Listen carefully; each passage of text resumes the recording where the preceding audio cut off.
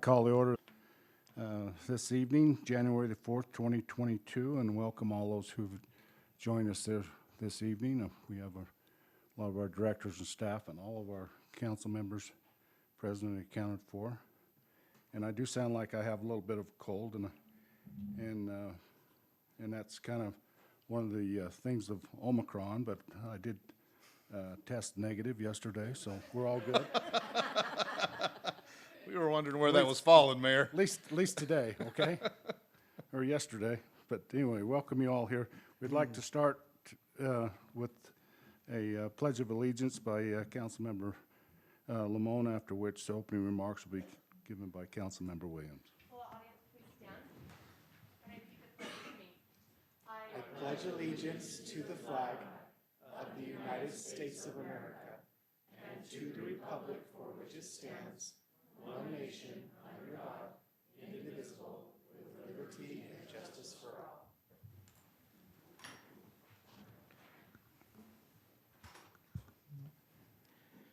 Our dear Heavenly Father, as we come before Thee at the beginning of this new year, we wish to thank Thee, Father, for the many blessings which we have of living in this wonderful country and in this beautiful city under Mount Timpanogos. We're grateful to be here tonight to lead the affairs of this city, and we pray that we may do so with civility and with dignity and in a manner which is pleasing unto Thee. Father, we're grateful again for all that we have and for the knowledge that we have. And these things we pray in the name of Jesus Christ. Amen. Amen. Amen. Thank you, Todd and Sid. Appreciate that. We now need to move to item number 4, approval of tonight's meeting agenda. And Scott, we've got a few changes there that you want to go over with. Yes, we have item 10B. 10B, we're, sorry, 10B is going to be continued, that public hearing. And then item 11J, we'd like to move up to have that item first. How'd that go first? Yeah, so that they don't have to sit through our whole meeting to. so we have those two corrections. Any other things, council? If not, I ask for a motion. Mayor, I'll make a motion to amend the city council agenda as noted. We have a motion by Councilmember Jensen. Do I have a second? Second? Second by Councilmember Williams. All in favor, say aye. Aye. Any opposed? Motion carries. Thank you. Kyla or Scott, someone just said that they can't hear the mayor speaking. Got this one here going. You hear everybody? Okay. So anyway, we'll now move to item number 5 on our agenda, the administrating the oath of office. And I guess I'm the first one, and then after which we'll have council members Anderson and Williams do the oath. We go down here. Why don't you come in front of the podium? This area. This is the photo that is always odd. You don't get Kirby here very often.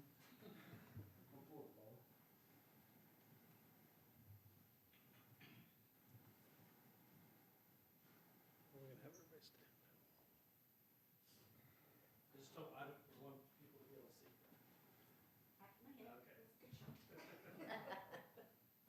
Raise your right arm and repeat after me. I state your name. I, Guy L. Bugle, Do solemnly swear do solemnly swear that I will support, I will support, obey, and defend obey, and defend the Constitution the Constitution of the United States, of the United States, the Constitution the Constitution of the State of Utah, of the State of Utah, and that I will discharge and I will discharge the duties of my office my duties of my office with fidelity. with fidelity.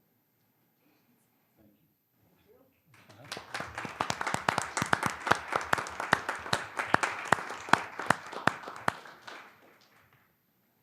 So we can either do you together or separate, whatever you two want to do. Separate family. Separate, and I would love my family to come up. Awesome. Andersons. They have sacrificed so much. For real. For real?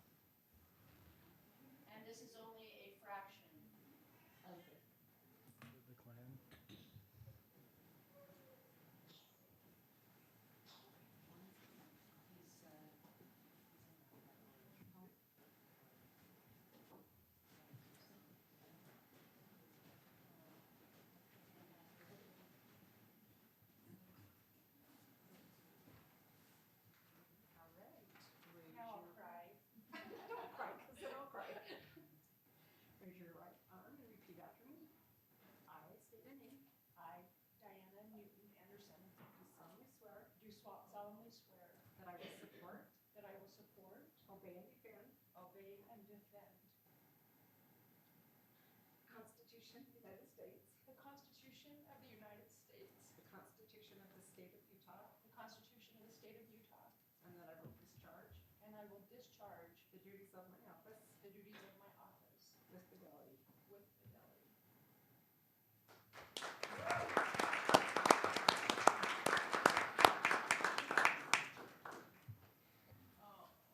These guys were just little when I started. It's up to you, but I think all three of you should afterwards get a picture together. For the new starter. Okay. After he's. Okay.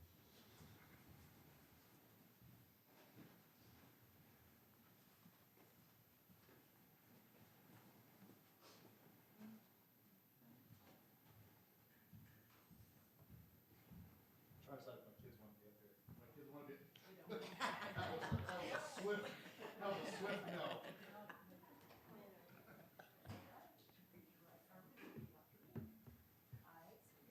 I, Todd Williams, Do solemnly swear do solemnly swear that I will support, that I will support, obey, and defend obey, and defend the Constitution the Constitution of the United States, of the United States, the Constitution the Constitution of the State of Utah, of the State of Utah, and that I will discharge and that I will discharge the duties of my office the duties of my office with fidelity. with fidelity.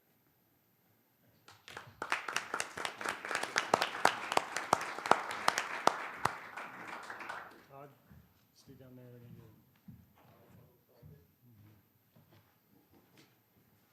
One more.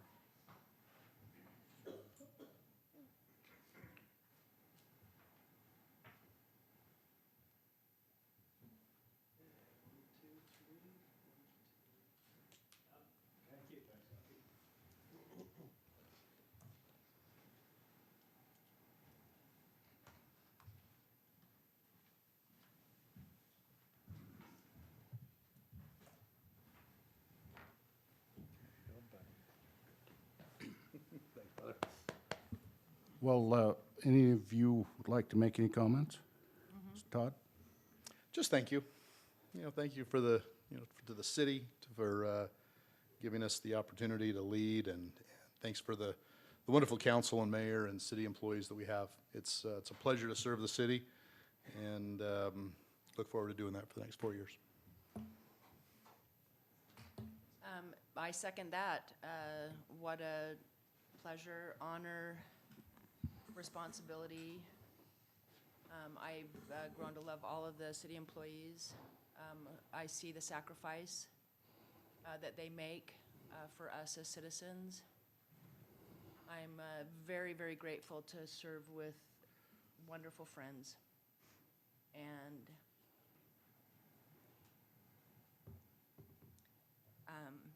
we've accomplished a lot. We have a lot more to accomplish, and I'm very proud of what we have accomplished. And the directors, the council, mayor, just great, great friends. Thank you.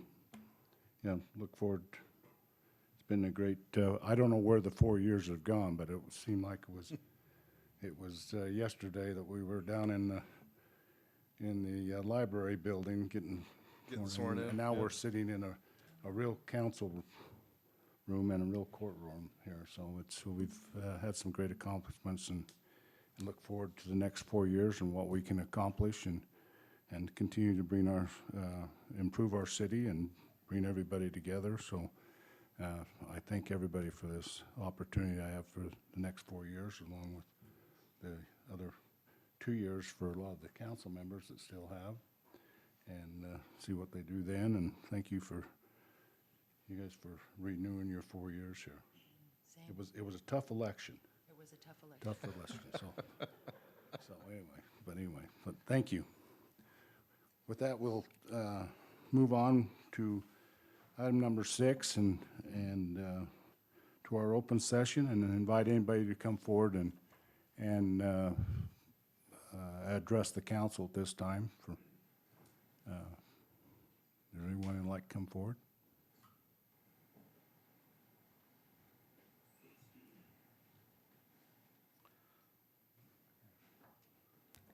Hi, my name is Jana Porter. and we've lived here for about 13 or 14 years. I am just wanting to see if there's some kind of compromise or some kind of something that can be worked out with the tennis courts at Discovery Park. First of all, I do want to thank you, City Council, and for the Park Director for really doing a good job at keeping up those tennis courts. And I know there's a lot of issues with settling, but they've done a good job keeping the lights on schedule for everybody to play with, and it's really nice that they have those 2 brand new courts. So thank you so much for that. I've had 3 children on the high school tennis team, and they have gone over a lot to go play tennis, and I've heard that they're wanting to change the 2 middle courts to pickleball courts, and I just, there's a lot of people here tonight, and for myself, I just want to say that I think that that would be the wrong decision. There's a lot of places for pickleball people to go play. There's indoor during the winter. They also have the new facilities outside. There's also people that have courts in their backyards. There's also lines that have been painted on city streets and in cul-de-sacs where people can play. But for a city of almost 40,000 people, we only have those 6 tennis courts, which isn't a lot when we're trying to make a good feeder program for the high school tennis team and try to stay competitive with the communities around us, who some of them have indoor courts that they can play on, and they have maybe resources where they can join private clubs, and they have more access to the tennis courts than we do. So I just, that's just my opinion, and I hope that maybe you guys will consider maybe a compromise. Instead of tearing out the tennis courts, perhaps painting pickleball lines if you really need to do that. But you know, you can, that's one of the thoughts I have. We also, those pickleball courts are used for tournaments at Strawberry Days, and so that's an important function and something that's been a tradition in our city, which a lot of people have enjoyed through the years. And so I guess that's what I wanted to say, is just don't take out the tennis courts. Okay, thank you for Thank you. giving us that feedback. Anyone else like to come forward and address the council?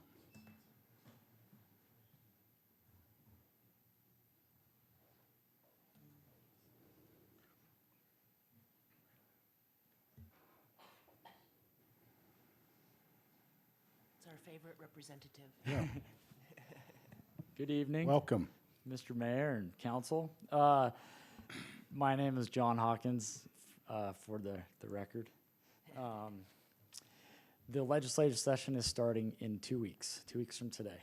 And there's a couple of things that I'm working on, mostly requests for appropriations more than policy legislation. So I do have a couple of policy items that I'm working on, an election integrity bill that is forward-facing, trying to strengthen, not that we've had issues in Utah, but we can always strengthen our election process, so we're working on that. I'm working very closely with Lieutenant Governor and her staff, as well as the county clerks and auditors in the various counties throughout the state. So that's the biggest policy that I'm working on. Thank you. Yeah. We just, you know, as we look at the last few elections, you know, the last election excluded because it was such a difficult race for the 3 of you, and for me in the last one as well. I think the biggest thing that I come away with it is not who won and who lost, but that we've lost confidence as an American populace in our election system. And so Utah being kind of the leader in a lot of different things, I think this is an opportunity for us to lead out as well in creating policy around strengthening the integrity of our elections. So that's the biggest policy that I'm currently working on. I don't know. What questions do you have for me before the session starts? No, and honestly, for me, I don't think there was anything more important than feeling confident that the process is right. And I do have faith that there has been a lot of improvement, especially in Utah County, just in the last 4 years. Right. But I want to be able to say that I have, you know, it has been studied, it has been documented. Yeah. And when you vote and you put it in the mail, it's counted, and that also, honestly, I want to make sure that the ballots that go to the homes are right. Yeah. Yeah, so to that point, there is a movement to clean up our Lists. lists, yeah, to make sure that, you know, people are voting in the right precinct, to make sure that people are not voting when they've passed away. So there's a lot of that in this bill as well, so, Thank you. yeah.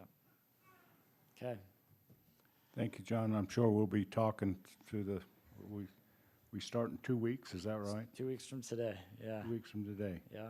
So I'm excited to get back up there, and I missed last year, right? So You were asleep I while was you were asleep, sleeping. yeah. So anyway. John, what can we do to help you? I'll do a better job at keeping you all informed of when things are happening, and just kind of, and probably just, you know, communicating through Scott around different policies that are happening, and different events.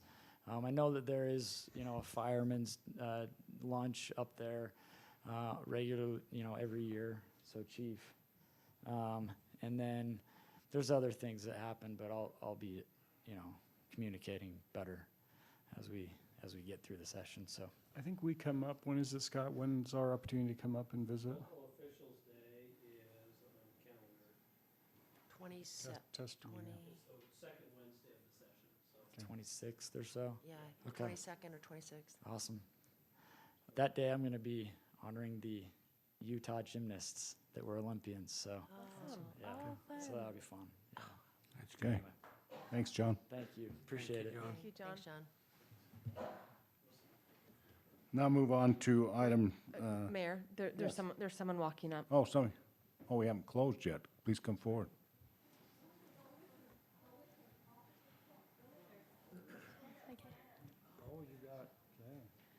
Yes, Hi, all come forward.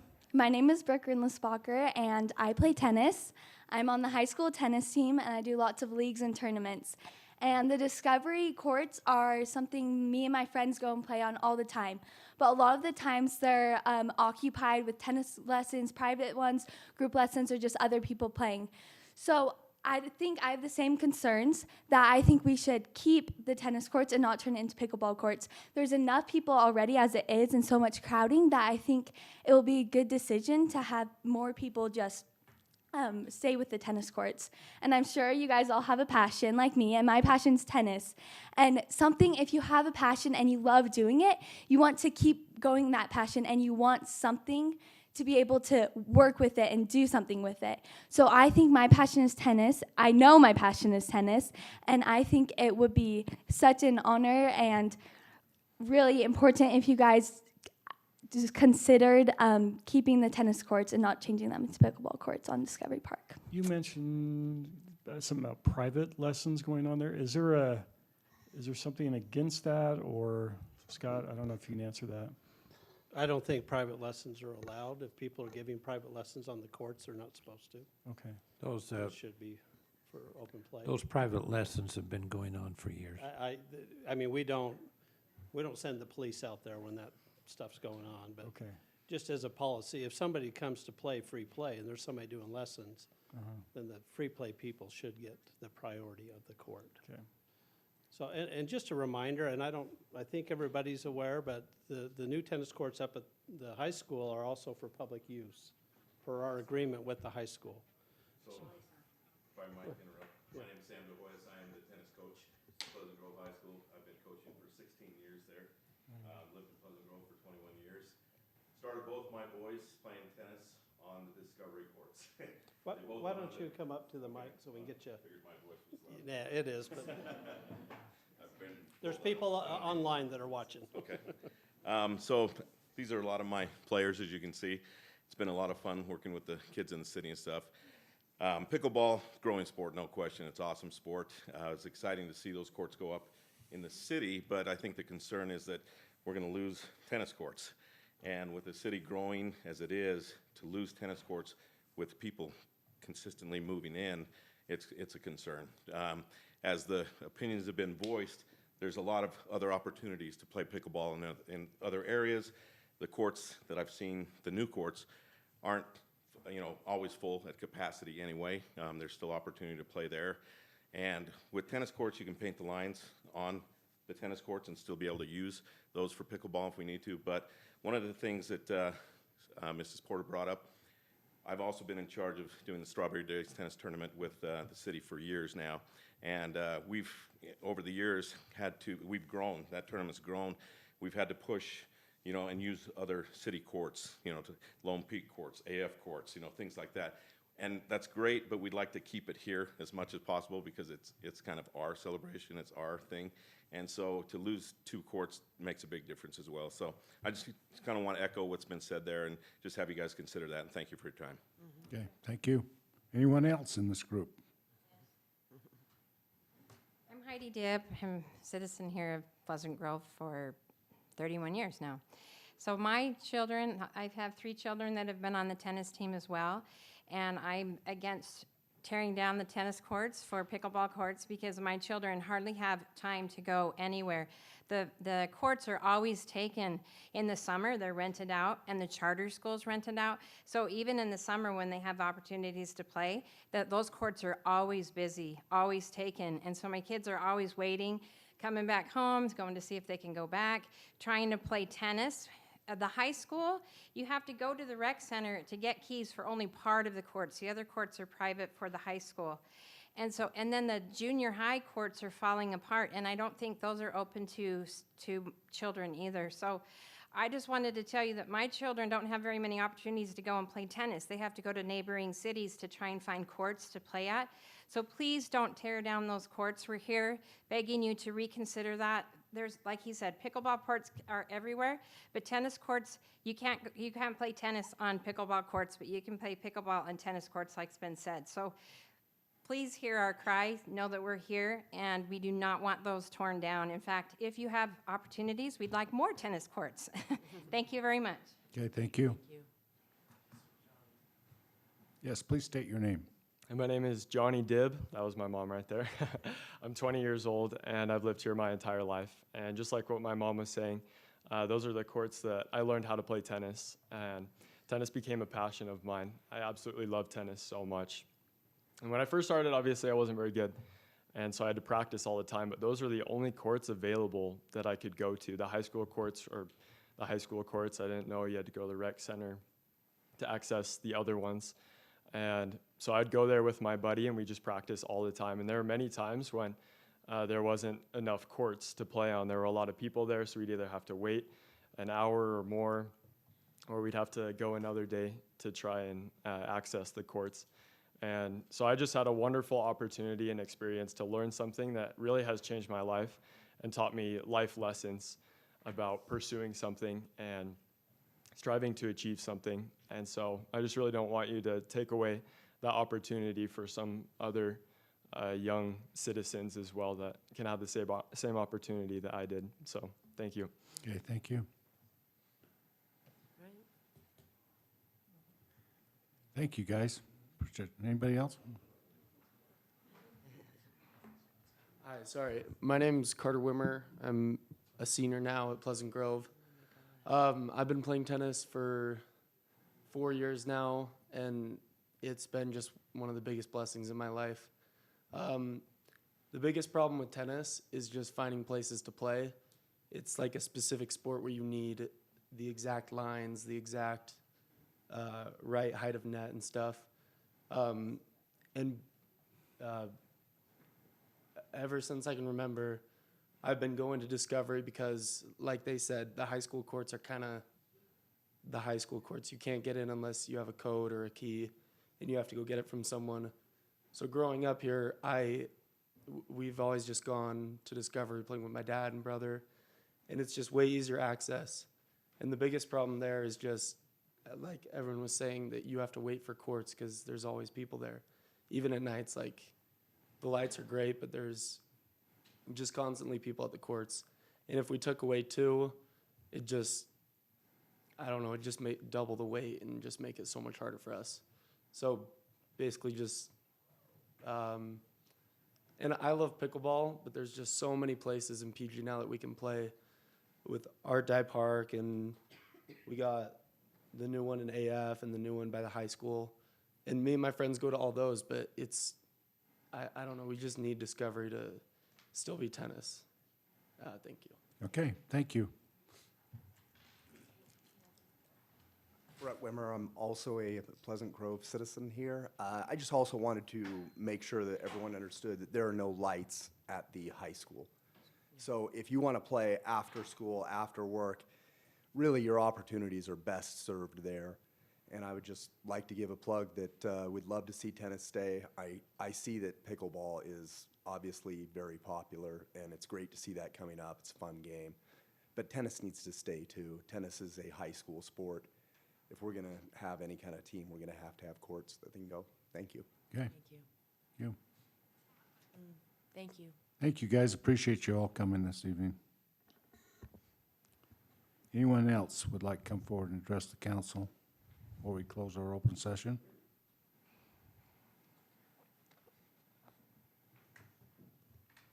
See no one approaching us, so we'll now close our open session and bring it back to the council, and we'll now move on to our item number 7, our consent items this evening.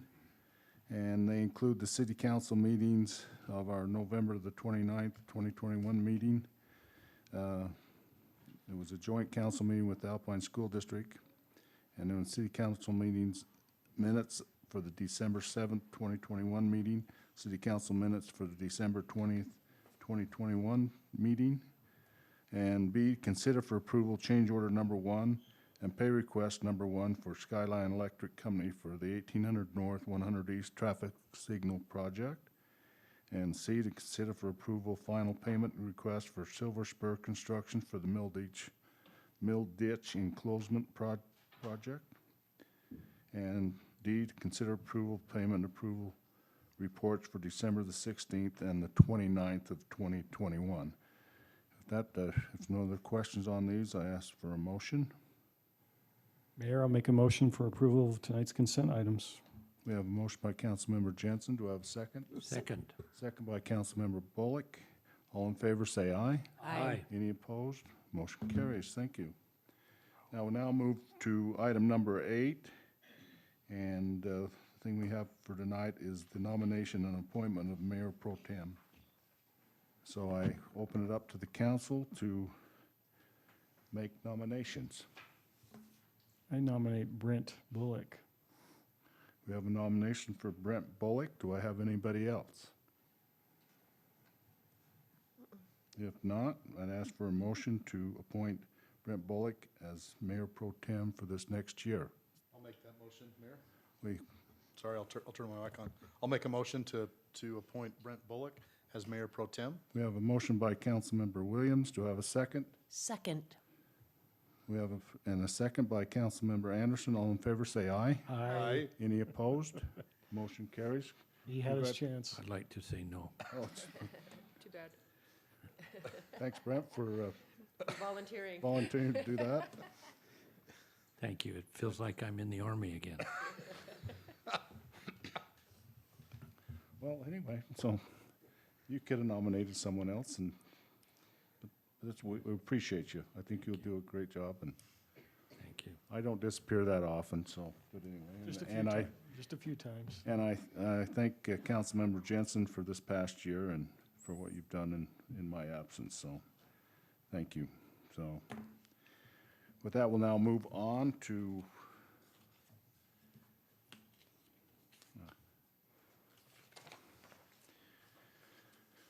item number 9, and we have a presentation this evening. We'd like to ask the Pleasant Grove Lions Club to come forward.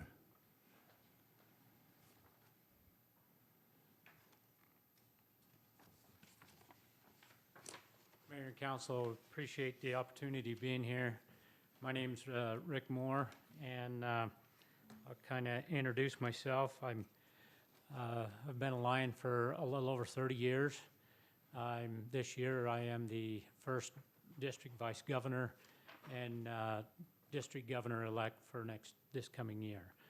I'm also a associate member of the Pleasant Grove Lions Club, and I'm a member of the Payson Lions Club. So we're kind of busy that way around everywhere. So one thing we've talked about in club here is we've been a club in Pleasant Grove since about 1929 is when they first started, and then they went to 1938. They kind of dropped it for a year or two, and then rechartered again.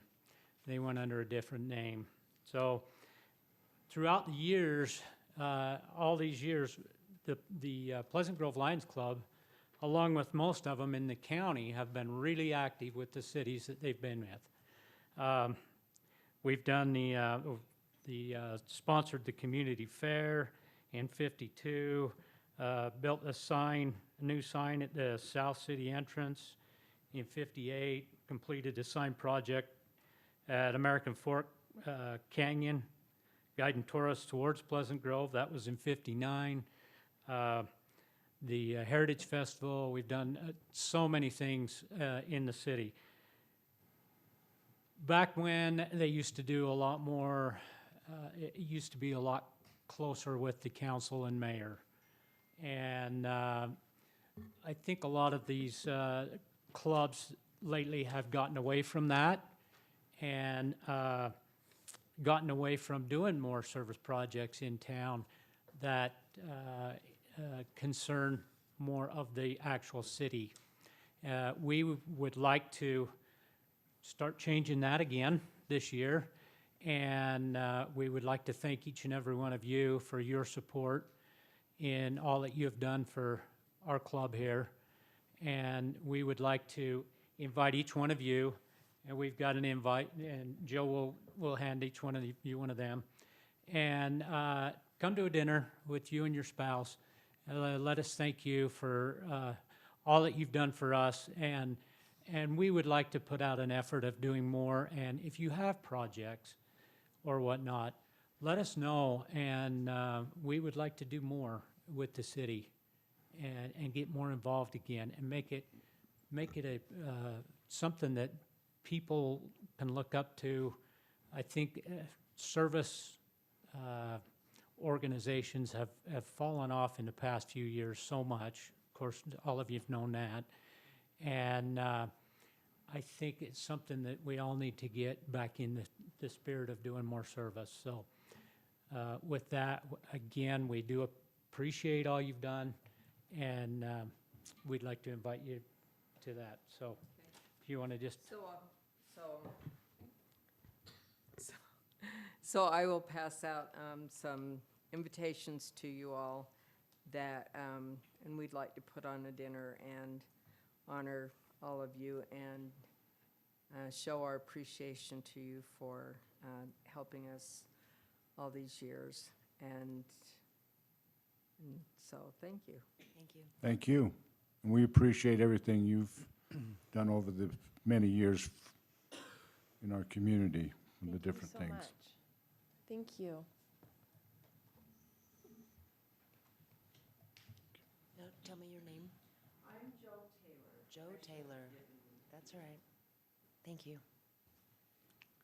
Thank you very much. Thank you. Thanks, Jim. Appreciate it. Do you live here? Do you live here? We actually live in Orem, but because... We like Orem, that's fine. You don't have to apologize. No? My husband's originally from Orem. I'm from Salt Lake City. Okay. But because there's not that many people in the organizations, we do spread out, and we actually take out the northern half of Utah County, and we go as far as Provo, and then Payson takes over from Provo and goes down to the end of Utah County. Great. And so we have helped with glasses for people that cannot afford glasses. We've raised a little money for scholarships. We do have a project that we are trying to do. We've got some little fundraiser things, but we are trying to raise money to help people with glasses when they can't afford them, and help with a scholarship for Pleasant Grove High School. And so we like to do things like that. It's awesome. Thanks, Joe. Great, thank you. Nice to meet you. I know the Lions has a long-standing history in Pleasant Grove, so thank you so much for all you do. We really appreciate it. Thank you. Yes, I did mention that. We'll now move on to our public hearings this evening. We have two. We'll go to 10A, public hearing to consider for adoption ordinance 2022-1, updating the water conservation plan and providing for an effective date. Did Direct- we want to do the, We need to do our public hearings first. oh, okay, got it. It's under the action items. I fell asleep when I started reading this. Well, And I, I And that's why promise we you, have Marty.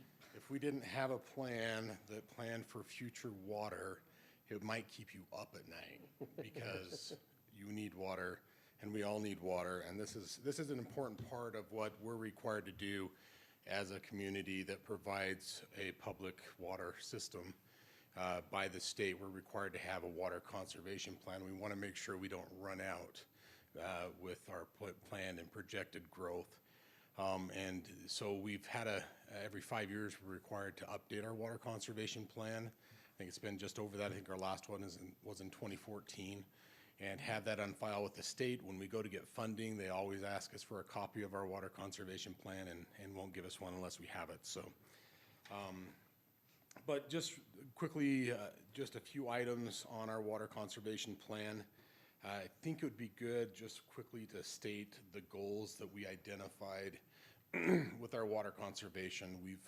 I think we've been doing well. I feel like we're in a pretty good area with our water, the water rights that we have available to us, the way that our systems are being ran, and looking in the future growth, I feel like we're feeling pretty good. We're drilling a new well, as you know, this year. That's out to bid right now. We should be awarding that well drilling project hopefully on the 18th of this month. That's important that we increase some of our sources. But as far as some of the goals, we indicated a goal of reducing the secondary water use by 25% in 5 years. One of the things that we've seen continually increasing is our secondary water use, and it keeps going higher and higher rather than lower. And we need to probably get a little bit better hold on that. It's probably one of our biggest concerns is being able to continually provide that secondary water service to our residents with the current uses. We do maintain a leak program every year. We spend some time with some professionals that come out and do that. We identify areas where we have concerns and we have them run through those streets. Usually it's about a mile of water lines that we're concerned about. They take the detection equipment and try to identify locations where they can hear leaks underground, and we go and try to fix those areas. So that's an important part is our leak detection that we continue to do. Eventually, we know that secondary water metering will likely be required probably by the state. As we know, it's already required, I think, in 2030. It's coming up here, and we need to be aware of that. We already all are required. Any new service has to have a meter on it, and so that's important. We are still working on getting a few of our city facilities that are provided culinary water but are not metered. So we don't have a lot of concern that they're leaking and losing a lot of water. It's just unaccounted for water, so it's really hard to know whether or not you have losses in your system if you have unaccounted for water. So that is another goal, is to get the meters on our city things. And then the last one is continuing to replace water lines, and I think we've been doing a pretty good job of that, of continuing to find old lines and lines that need to be replaced and getting those done. So with that, I thought it'd be good to kind of go over some of those goals, and I think are sitting in a good position, but at the same time, we need to be conscientious of our water because of the important resource that it is. So be happy to answer any questions you might have after we've got a public hearing. So. Okay. Marty, Mike, as I read through that, I was surprised that the cemetery and some of the parks are not on secondary. Yeah, there's a lot of cost to get things switched over, and right now the way that they function, hasn't been a huge detriment to our culinary water system. We have capacity and ability to provide that. At some point, that will be a discussion that will be more, I guess, required probably more or less so that we can continue to provide that culinary water service. But it's not creating a detriment to our culinary water service. It's just, it is very expensive to switch those over to a secondary water service with all the metering and backflow prevention on that size of facilities. So we just haven't got there yet, Brent, but I think we will in the future. So to meet the 2025 sort of goal, what do we have to do in 2022? I mean, nobody's going to put those meters on unless, Yes, we do. well, not only just we do, but that there is some requirement to do so. I mean, they're costly. Sure. They're very expensive. I think our estimate right now is probably in the range of $8 million to install secondary water meters in our system. So it's not a cost that can be ignored. I think there are programs out there that are grant programs through Water Smart programs. I know that there's money available through the state for loans that they're giving for converting over to secondary water metering. So I think over time, I even saw a report from the governor's office that he was very interested in increasing their $50 million loan budget up to $250 million for secondary metering alone. And I don't know where that will go, but I know that that was one of his statements that he said in his. So it's something that the state is fully aware of, that when you have an unmetered system, you have no control over the usage, and therefore it's overused. Yeah. And so that's where we're going to have to be at some point, because we won't have enough water to continue to provide at the rates we're providing for sure, with growth especially. Marty, I still would like to get estimates on how much it would be to bring those areas over to the second, so we don't, on an automated system. Because I know it's manpower too. It takes a lot of time to do that. So is that something we can get even if we do it in phases for those different areas? Yeah, we could look at that and try to come up with a plan. Some of the things, so for example, the old cemetery portion, and we'd have to talk with Dion, but some of that's tied directly into the system, so there's not really one point source. So we're talking about a brand new irrigation system. When the irrigation system comes on, it would be easy to convert at that time. But to use the old system, we would have too many points of connection that we would have to try to disconnect. So there's that. Some of our older parks are that way. We've got the downtown park. Didn't we get that? Is that converted over now? So that was one that was on the culinary water system, and when we redid that, we connected that to the secondary water system. And so, we could look at that a little bit closer and see how we could do that. But there is a fairly, just because we have to almost redo the system to provide secondary water in some of those older systems, there's a big cost that way too, not just the connection. But I think just having a plan in place and for those each individual areas, so we could phase it in, so down the road in 10 years, we're still not, we're on some sort of system to make it the manpower, and then also just more accessible for, for those facilities to have the automated system. Yeah, I would agree. We can work towards that and getting a plan together of the city facilities. We already need to start to try to meter them, just so that we can account for the water that comes into our system and where it's going out and how much is unaccounted for water. That's one thing that we need to do. But we'll work towards having some sort of a plan going forward with the Parks Department, because that's key, that we kind of work together on getting that done. Okay, thank you. Any other questions for Marty? Thanks, Marty. With that, we'll now open our public hearing and ask anybody to come forward and address the council concerning our water conservation plan.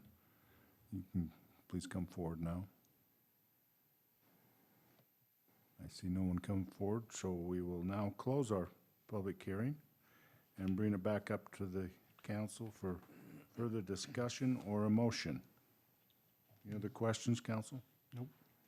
Then I ask for a motion. Mayor, I make a motion of adoption of ordinance 2022-1, had to get used to the 22 there, updating the water conservation plan and providing for an effective date. We have a motion by Councilmember Jensen and ask for a second. Second. A second by Councilmember Bullock. And this will be a roll call vote. We'll start out with Councilmember Anderson. Yes. Councilmember Bullock. Yes. Councilmember Jensen. Yes. Councilmember Lamone. Yes. Councilmember Williams. Yes. Thank you. Passes unanimously. We'll now move on to, we'll skip 10B and move to, that has been continued, and go to 10C, public hearing to consider for adoption ordinance 2022-3 to amend the Pleasant Grove City General Plan by modifying the land use map and land use table in Chapter 2, Land Use, Exhibit 5, Land Use Map, page 20, citywide. Pleasant Grove City is the applicant here, and Director Cardenas, you want to tell us what we're looking at here? What we have right here, Mayor, Council, hope all of you guys have a fantastic year this year that is coming, and that is as successful or even more successful than the last one for the city. What we have right here is the Chapter 2 of our general plan. Or Chapter 2 of our general plan focuses on land use. When we talk about land use, we start talking about, this is the actual language of the most important part of our plan in regards to how we're gonna categorize our land uses. We have our low-density residential category right here. In our low-density residential category, we have the zones that are included, R110, R112, R115, and then we have a little description of what the zone is about. The typical density, 2 to 4 units per acre. Okay, if you, an acre is about 43,000 square feet. So if you do R110, you can do 4 units per acre. If you do R112, you can do 3 units per acre. And if you do R115, you do just 2 units per acre. So it's in the languages right there, but we have usually in our general plan a couple of visual aids. We have a land use map, and we have a table, and we have some, what staff considers some clerical mistakes that are being proposed to be fixed right here. This is our map. Our land use map is not our zoning map, it's our land use map, and then we have right here a table. Now, I'm gonna show you in the staff report what the changes are being, or the changes to that map and to the legend of the map that are being proposed is right here. So just to reflect what it says right here and to reflect this part, the 2 to 4. So now it includes R115, R112, and R110. So that's the change to make sure that now our land use map matches the description that we have in the actual body of our ordinance. So that's one thing that is changed to, again, to match what we already have. And right here on this table, the description that I just mentioned, since the low-density residential allows for R110, R112, and R115, like I say, with R110, you can do 4 units. With R112, you can do 3 units. But with R115, you can only do 2 units. So now instead of saying 3 to 4, it's going to be 2 to 4. The changes are not in the body of the land use designation, but is on the visual aids, on the table, and on the map, on the legend of the map, okay? Because also if we take a look in this map, this is the legend of the map, this is not changing, this stays like that. It says low density, 2 to 4 units, but in order to have 4 units, R110 needs to be included in there, as it is in the body. This item went to the Planning Commission, and it was received a unanimous recommendation of approval to the City Council. Okay. So in other words, we're fixing what staff considers a clerical mistake, making sure that now our maps reflect what is in the language of on the body of the language of our land use designations. Okay, that's what I have. Any questions for Daniel? Not. Thank you, Daniel. We'll now open up our public hearing for consider for adoption 2022-3 to amend the Pleasant Grove City General Plan, and ask anyone to come forward and address the council at this time? I see no one coming forward, so we'll now close our public hearing, bring it back up to the council for further discussion. Any further discussion, council? Mayor, I will at least say thank you to Tina for the write-up, informative write-up and helping us out there. So thank you for that. Okay. With that, any other questions? If not, I'd ask for a motion to approve this amendment to our general plan. All right, Mayor, I'll make a motion that we adopt ordinance 2022-3 to amend the Pleasant Grove City General Plan by modifying the land use map and the land use table in Chapter 2. Land Use Exhibit 5, Land Use Map, page 20. We have a motion by Councilmember Anderson. Do I have a second? Second. Second by Councilmember Jensen, and I assume this will be a roll call vote. Again, Tina, is that correct? Just because it's an ordinance. Okay, we'll start out with Councilmember Anderson. Yes. Councilmember Bullock. Yes. Councilmember Jensen. Yes. Councilmember Lamone. Yes. Councilmember Williams. Yes. Thank you. Passes unanimously. That concludes all of our items this evening for our public hearings. We'll now move to our action items ready for vote this evening, and we'll move, as we stated in our, that we'll move to 11J at this time, which is consider for adoption Resolution 2022-05, authorizing the mayor to sign a development agreement with Gerald and Cindy Boyd, the Boyd Family Trust, UAD, March 15th, 2019, regarding a two-lot subdivision development project located approximately 668 West, 4000 North, Pleasant Grove, Utah, and provide for effective date. Director. Mayor, Council, this may look familiar as we had a similar development agreement approved with Dennis Hollinger out here on 4000 North a year and a half or so ago for a little development that he was working on to build a home on his property. 4000 North is currently planned in the MAG planning of streets for regional significant streets. They've got funding for that road slotted, I think, for 2024. So in a few more years, 2 or 3 more years, there's a plan to come in and widen that road and create more of a safe road. Right now, it's about 28 feet wide of pavement, fairly narrow. Our ordinance requires that as a property comes in for development, that the frontage improvements, curb, gutter, and sidewalk, asphalt, utility stubs, things of that nature are all installed to all planned buildable lots on the subdivision. And the Boyds have approached the city with an application to subdivide their property. They have a beautiful 1 acre piece of property out there that they'd like to subdivide in half and have 2 half-acre lots.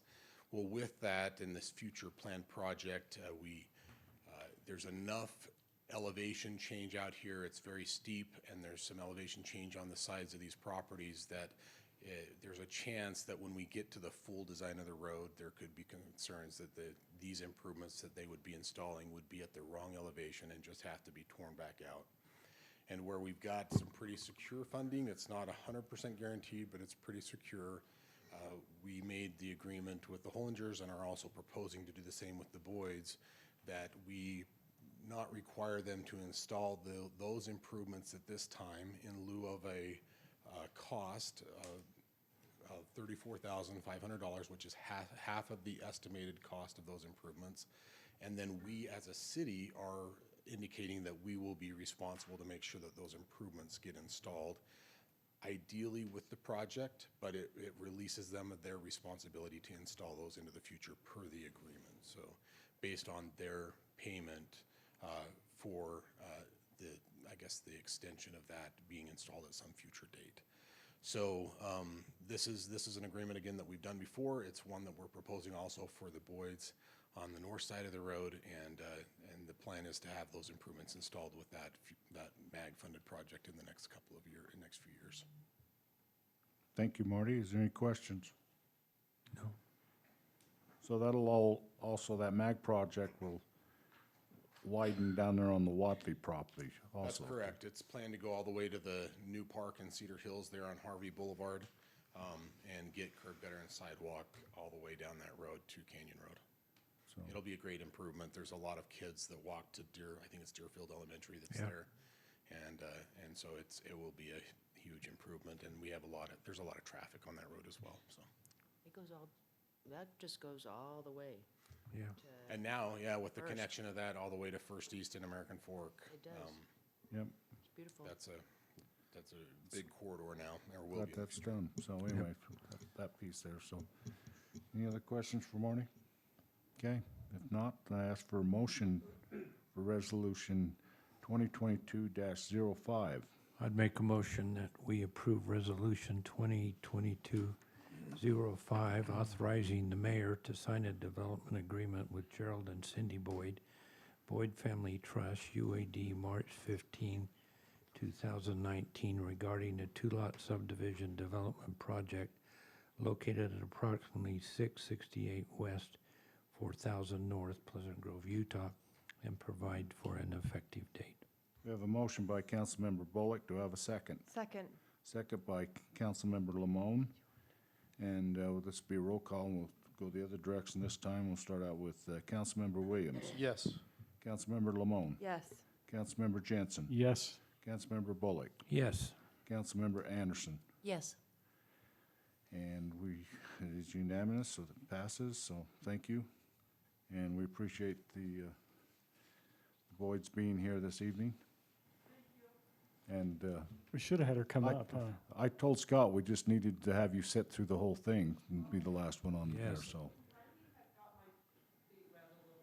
Yeah. So it's all right. But hey, They don't go as long as when you were on the council. They don't go as long as when you were on the council.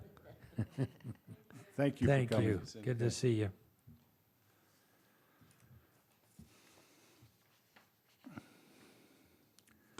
We'll move to 11A to consider for adoption resolution 2022-01, authorizing the mayor to enter into a lease purchase agreement with U.S. Bank for the purpose of acquiring public safety vehicles, computers, fitness equipment, and authorizing the execution and delivery thereof, providing for an effective date.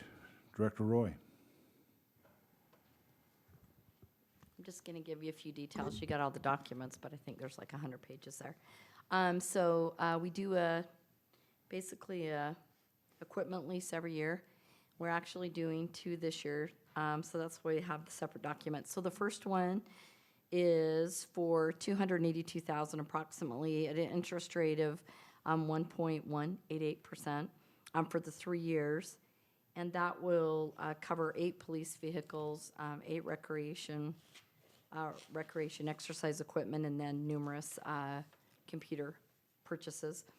And then the second lease that we'll be doing is for 7 years for $955,000, and that's for our new engine. That I think should be here in February or March. It's getting built. And the interest rate for that was 1.808, and that'll be for 7 years. So those are just the 2 different documents. Okay. And we did a competitive bid. U.S. Bank was the best interest. Zions was the other one that put in a bid, but this is the lowest interest rate. What was the interest rate? It was not too far over. They were like $4,000 difference in total. I don't remember the exact interest rate, but it was close. But Oh, okay, so yeah, these guys were the cheapest one. okay. Any other questions for Director Roy? Be nice to get that kind of interest rate, wouldn't it? Yeah, wouldn't it be nice? So that's, with that, I ask for a motion on resolution number 2022-01. Mayor, I'll make a motion to adopt Resolution 2022-01, authorizing the mayor to enter into a lease purchase agreement with U.S. Bank for the purchase of acquiring public safety vehicles, computers, and fitness equipment, and authorizing the execution and delivery thereof, and providing for an effective date. We have a motion by Councilmember Williams. Do I have a second? Second. Second by Councilmember Bullock. This will be a roll call vote, and we'll start out with Councilmember Anderson. Yes. Councilmember Bullock. Yes. Councilmember Jensen. Yes. Councilmember Lamone, Yes. and Councilmember Williams. Yes. Okay. You know, I don't believe I've seen one that requires so many signatures. Holy cow.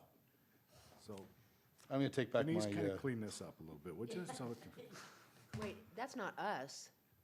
not you, I have to say. oh, You do. okay, I was ready to rescind my, authorizing That's why, you. that's why I get the big bucks, okay?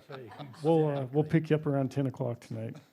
Reminds me of my days back when I signed payroll Yeah. by hand, so, anyway. By hand. I'll have that to you by tomorrow, Kathy, so, anyway. We'll now move on to 11B, to consider for adoption Resolution 2022-02, authorizing the mayor to execute a contract with Landmark Designs Incorporated, Landmark, to provide professional and technical services as a consultant to complete and update the Pleasant Grove City General Plan and provide for an effective date. Director Cardenas. Mayor, Council, we had the opportunity to do some interviews to some really capable firms, and at the end, we decided that Landmark Design would be the best fit for us to help us create a new general plan. So, well, it's going to be it's going to work in the one that we have right now, but we're going to have some extensive involvement of our residents, and we're going to update it, a full 100% update on what we have right now. We are, after we sign it, or whenever we decide it's time to sign it, we'll start working on full steam. Sam Taylor will be the architect that will be my point of contact, and I'll be from, or in the city, I'll be the one leading the efforts, and I'm excited. I think it's going to be, it's needed for the city, and it'll be fantastic for us to have a updated new general plan. Any questions for the director? Do you have any estimate on what this is going to cost? Just estimate, ballpark? Yes. Do you remember the exact amount, or? I think it was about $80,000, if I remember right. Full park on Any other questions? That was the No, cheap I- one. Yeah. I mean, we had 3 bids from different firms. And when was the last one completed? that? 07. The last general plan, when did we update it? 07? Yeah.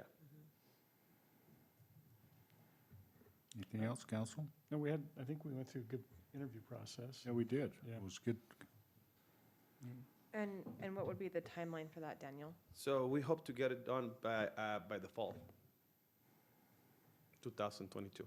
So I think, we're gonna use the summer to do some. What happens? We move it a little bit because we decided not to start it in November, because we're gonna hit the holidays, and it was gonna be kind of complicated to get some public involvement around those days. So we're gonna move it a couple of months. I think So- we have a schedule that they had with it we could send out to the Yes. council. We it's in the package, but we're gonna, so I have a meeting with them next week. We're gonna update that schedule to get a better one now that we move it a couple of months forward. Okay?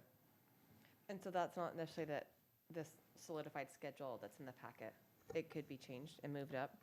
Well, the initial schedule was to start in first part of December, but with the process of the holidays coming up, everybody agreed it would make more sense if we started at the beginning of January. So that's why we're meeting with them next week to revise the schedule, so that we can come back to you essentially and say, here's the benchmarks on what's going to happen and when. And it's a process, a constant process with constant. I'll be right here every city council giving you updates on where we are. It's not going to be just suddenly a huge package delivered to you guys. Actually, we expect some involvement from our elected officials, and same as we create a committee, and I'll keep giving you updates every meeting that we have. Daniel, what do you expect to learn from this new general plan process and implementation? Well, as the director of community development, I expect to learn exactly what our residents want and how they want to approach some of the pressing issues that we have right now. What changes do you anticipate will be made to our current general plan that was done in 07? I think we're gonna focus, and this is the perspective that I have. We're gonna focus a lot on what we have from the growth, with a couple of lands that are still empty, and eventually I think it's going to be more for redevelopment. What the vision is for us to do redevelopment. About 80% of the area of our city, it's located. I mean, we don't have a lot of frontage on the freeway, and it's already built. I mean, it's already set. So those pockets that are right there empty, and what do we want to do to some zones that we have that are kind of old, and I'm talking about some commercial downtown zones that may have some revival in the future. Great, thank you. I think there'll be a hearty discussion as well as residential densities. I mean, getting input from our residents on how they feel about that. I think that will be a big part of it as well. But I guess that was the question, is it too late? Right, I mean, most of our city's been built up, right? So from a residential density, are we gonna see much of a change? Or should we see much of a change? Or do we wanna see much of a change? Well, I think what will happen is we'll take a look at the land that's left and say, how do we want this developed? I think that's going to be the big part of the discussion, because what's built is built. Now, when we talk about redevelopment, we can take certain parts of our community and say, all right, we do want to change this. Right now, this says this, but when it's redeveloped, here's what we want it to be. But I think we don't have a ton of raw land left, but we do have some. And so I think part of this discussion is exactly how do we want that developed to protect certain things, or to say, we'd really like to incentivize something to happen here. And part of this really is, the big part, in my opinion, is getting the public input, to hear from the public to say, what do they want this to be? So that's what the process entails, is involving the public. But I mean, as far as what's been done up to today, yeah, you're right, Todd, it's done. I mean, there's nothing that can change at least what's been decided today. There's still a few more issues coming forward, probably before we update the general plan. And that's why Tina sent the memo, to make sure that the council understands what your options are as we move forward with those things. Yeah, and also, if I may I'll say, we are the busiest we ever been. So we still keep getting multiple applications for land use. So maybe not in the single family zones, but we have still a lot of commercial zones. It's still a lot. And those empty pockets, I mean, we're still getting application after application.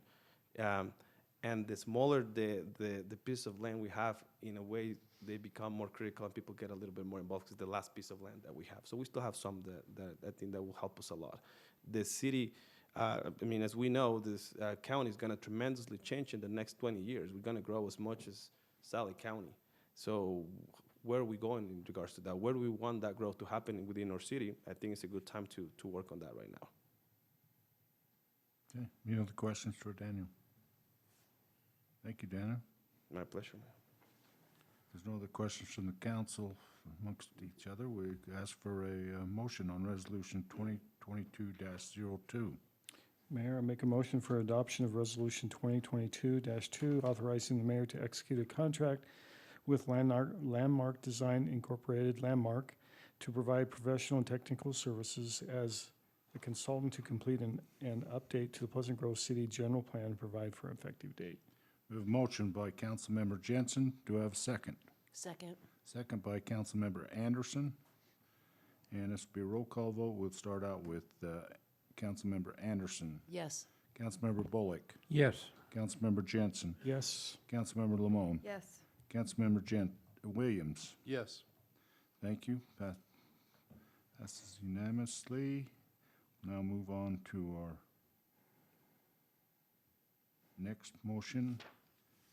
Next action item is 11C, to consider for approval a 3-lot, 1 parcel, final commercial subdivision plat called Valley Grove Business Park Plat O, on property located approximately 2315 West, 700 South in the Pleasant Grove Business Park Plat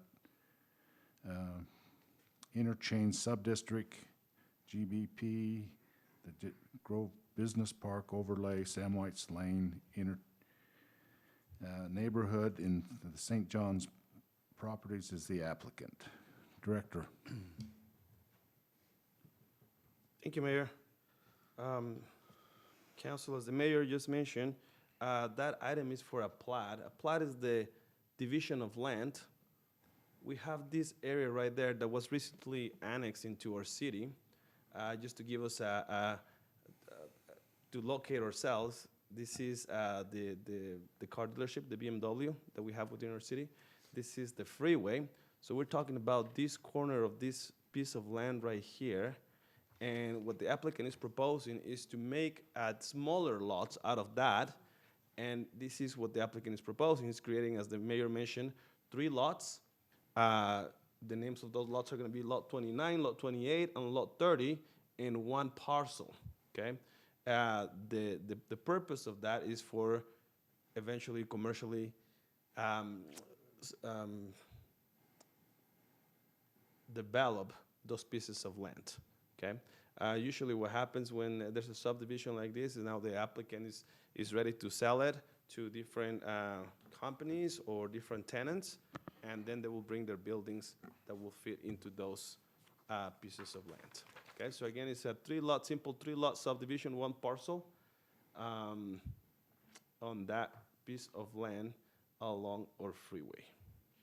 Is there access to Lot 30? Yes, Is that through, an easement. That road right there. See this area right here that Okay. is hatchet, that's an easement. go to the map, just, The aerial view? yeah. It is, I guess that's not a, I've got my pointer. Is this, where does this road, or is that a road? That's not really a road, I guess, right? Does that just end right there? Yeah, at this point, Is this yes. a public access road? No, it's not a public access road. Marty, do you remember exactly where that went in? Yeah, there's an easement that extends across that gives the right of that property owner to access across that, but the road stops at BMW's entrance. If that's what you're looking at there, Todd. Yeah. So in order to access 30, you'd have to come off Sam White's lane. Not necessarily, because there is a right of access for that lot through that parking lot. That was the question. But not as a public street, but more as an easement as well. Okay. Okay. Any other questions for Daniel? If not, thank you, Daniel. We ask for a motion to approve the 3-lot, 1 parcel commercial plat called Pleasant Grove Business Park Plat O. Do I have a motion? Mayor, I'll make a motion. I'll make a motion to approve a 3-lot, 1 parcel final commercial subdivision plat called Valley Grove Business Park Plat O on property located approximately 2315 West, 700 South in the Grove Zone, Interchange Subdistrict. We have a motion by Councilmember Williams. Do I have a second? Second. Second by Councilmember Jensen. And all in favor, say aye. Aye. Any opposed? Motion carries. Thank you. We'll now move on to 11D, to consider for approval site plan for a 2-story single-tenant car dealership building on property located approximately 2265 West, 700 South in the Grove Zone, Interchange Subdistrict, Sam White Lanes neighborhood, and Drake Real Estate Services is the applicant. Director Cardenas. Going to enlighten us on what's going to happen on that property maybe a little bit. Thank you, Mayor. So we just barely approved a new plat with 3 lots and 1 parcel. And Council Williams was just asking about what's going to happen on Lot 30. How do they have access? Well, Lot 30 is a commercial lot, and the site plan that we're going to just present to you guys, that's for a commercial business that is going to be on Lot 30. So now we're going to focus just on this area that is right here, surrounded by this green line. And actually, it's not going to be parcel A, because there's a line right here. So it's on Lot 30. And the applicant is proposing, we have the plat that we just barely approved. The applicant is proposing a car dealership. It's going to be a 2-story single-tenant car dealership to help us out. This is the site plan. To help us out, the freeway comes this way and along this line. So that will have full frontage to the freeway. The access to this to this side will be through going through the north and also through right here by easements, okay? They don't have frontage to a public street, but they do have full access to get there. Let me see, in regards to the site plan, usually we look three things: landscape, open space, parking. The applicant provided more than what it was required. To give you an example, on a project like that, and with the open areas they're showing, 17 trees were required, and the applicant says, you know what, I'm gonna go with 21. It will make it look better. I think they make a good effort on trying to make look this great. In regards to the open areas too, the applicant had to work and be very conservative, because there's this area right here that belongs to Udot, and they have to work with that and be able to still meet the requirements for their setbacks. So I think that at the end they came out with a good project. In regards to parking, I mean, they have way more than required, and the reason why is because it's a car dealership. So I'm gonna go back to the site plan that shows the parking. I took time to count every single one of those, and it was 247. Good work. 247 stalls. Out of those, 90 stalls are going to be for customers, just for customers, so everyone who wants to go and use that. 129 for there's going to be where the new cars are going to be storage for purchase probably, and we have 28 stalls that are dedicated as charging stations. Okay, so just to take a look at the building, I have some. I am excited for this ribbon cutting. That's how the building is gonna look, okay? This project went through the DRB, and they work with the DRB, the Design Review Board, and the company that's coming here has some specific colors that and I think they did a good way to put them right there and still meet our code. They had a different sign, just to give you an idea, a different sign, but once they saw our code, they went back and they revised their sign and met our code, and still it's a fantastic building. So we're excited, and that's the project that we have. The DRB recommended unanimously approval, the same as the Planning Commission. Okay, I have one question for you. Has this dealership name been released publicly yet? I don't think so. I don't think so. Would Mr. And The other Daniel please come forward and maybe enlighten us? Daniel's nodding in the affirmative, I think. I will give someone else the honor. I didn't see. We kind of Just to clarify, can figure I it do out not with. represent them or have been asked to represent them this evening, but yeah, it's open, it's Tesla. Oh, I didn't know it was coming out of our mouths yet. Yes. We're glad it's coming out of Well, your mouth. that's why we were waiting for him to say it, because I see the colors there. So anyway, Well, the charging stations was a big that was a big giveaway. Yeah, no, it is Tesla. Well Yeah. done. Thank you. It's been a lot of work. Anything else?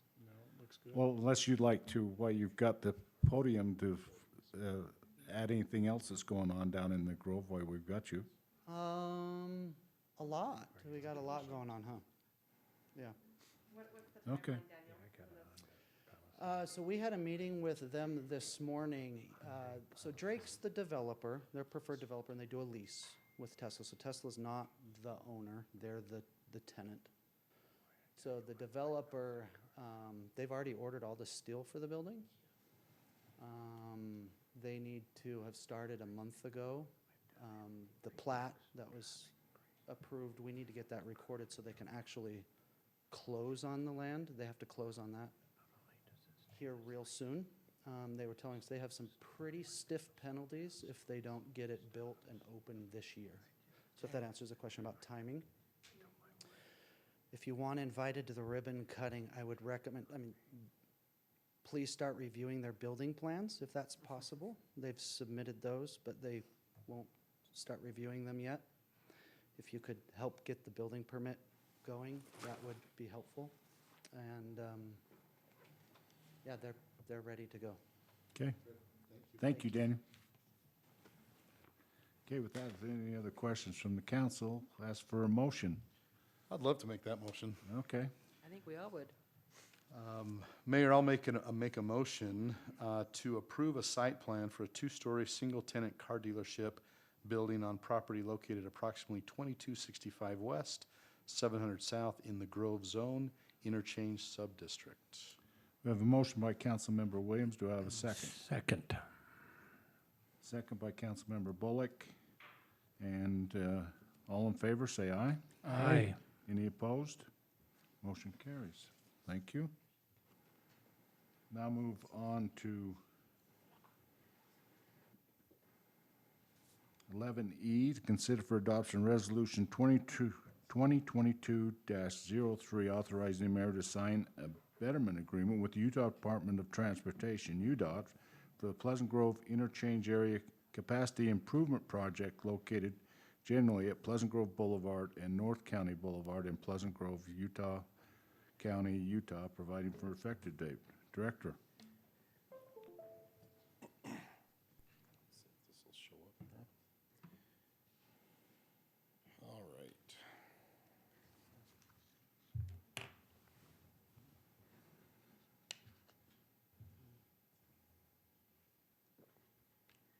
Let's see if I can get this to work.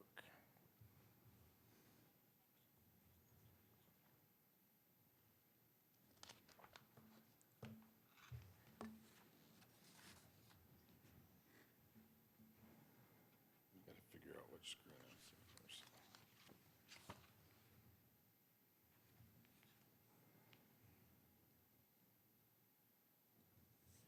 So with the upcoming widening project that's happening on PG Boulevard and North County Boulevard, UDOT is getting the property acquired that's needed to finish those or to start those improvements here, hopefully this spring. We're trying to get things finished up here in the next month or so, get it out to bid and start construction hopefully in March, April. And I haven't heard any different. I know that there were a few little property acquisitions that were putting that at jeopardy, that they were trying to just get those finalized. Ours isn't a big concern, but there are a few others that they're trying to work out with the property owners. But first, we're going to talk about the Betterment agreement, because that's the item that we're on. The Betterment agreement is that as they're doing some of the improvements on Pleasant Grove Boulevard, they will be doing an overlay on the southbound lanes here all the way up to the Holiday Oil entrance. They're redoing the curb and gutter and trail along there. We have the Wagner commercial development that's currently here on this parcel, and we've been working with them with a modification to their landscaping plan and their frontage to be able to accommodate a little bit of widening to again accommodate what UDOT's needing to get here for the width of their lane configuration. So with that, we definitely want to get the northbound lanes completed at the same time. We are currently finishing everything down to this point with the project. We've got a microsurfacing project. We did a mill and pave project. We've got a microsurfacing project that's coming this spring, and it will finish here, and UDOT will finish from there to here so that we've got a new surface on PG Boulevard all the way through to the interchange. So that's part of the agreement. The other part of the agreement is 3 city streetlights that are needed. Currently, there's some missing, and in order to match the other side and make it look symmetrical and make it be right, we needed to have 3 additional streetlights installed. Streetlights are not, because they're not existing, they're relocating the ones that they're impacting, but they won't install new. So this Betterment agreement is to have them install 3 streetlights for us. So that's part of that. The overall Betterment agreement cost, I believe, was in the range of $86,000. I don't know the exact number, but it will be in your packet of the total cost of that. 11,000 something was the streetlights cost, and then the rest would be the road improvement costs, which we have in our street budgets already to redo that. So any questions about that agreement? I have one, Marty. Back up on the, up to Holiday Oil on the southbound lanes there. So that's going to be milled and overlaid? Yes. But the northbound won't be? Right. They are not doing any widening on the northbound lanes that would impact that. The only thing they'll be doing on northbound is redoing some of the ADA ramps that are not currently ADA compliant by current standards. So, but on the southbound lane, they're moving the entire curb over, and they'll have a patch. And so rather than just have a patch, they're actually gonna mill the whole thing and put in a 2-inch overlay. And our microsill project comes down to that point, is that right?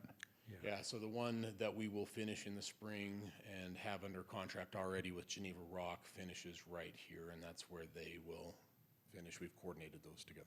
Just an ask here, can we get a betterment out of it to do the northbound lanes as part of this project? If we, So that's what this is. but I mean, to add an overlay on the northbound lanes. That's what this is. Oh, that's what this is? Okay. So the southbound, they're covering. They're The taking- betterment that we've asked Okay, for, that we I pay get it. for, is the northbound mill and pave. Okay, I get it. So I wanted to I didn't want to do half the road and match just like what you're Yeah, saying. okay. So we said we would cover that half with our streets budget, and then they would do the southbound. Anything going, go back to the intersection for me. That's state road, all the other. And then, so tell me what's happening going on the Linden Boulevard. Anything? We do know They do have some widening improvements that are happening. It's fairly minor, but there's quite a bit of median, extension, removal, all of that's happening to be able to accommodate more lanes. You can see that there will be 3 left-hand lanes when you get through here. Are they taking out the median that prohibits you from getting in the left-hand Yeah. turning lane? Yeah, all the median's gone now That- there. that has to and happen. This In order- was that's a mess. significantly modified, so there's just a little bit left of the median even on this other one. So That's, and what's the timeline on this, Marty? as I understand it, they are trying to get it out to bid here in the next month, and they'll start construction in March, April. Okay, great. So They're which planning for this next year or so. are those 2 intersections there signaled? So They So warrant? Mountain View, so this one will be signalized with the project. Good, because there's a wreck there at least weekly.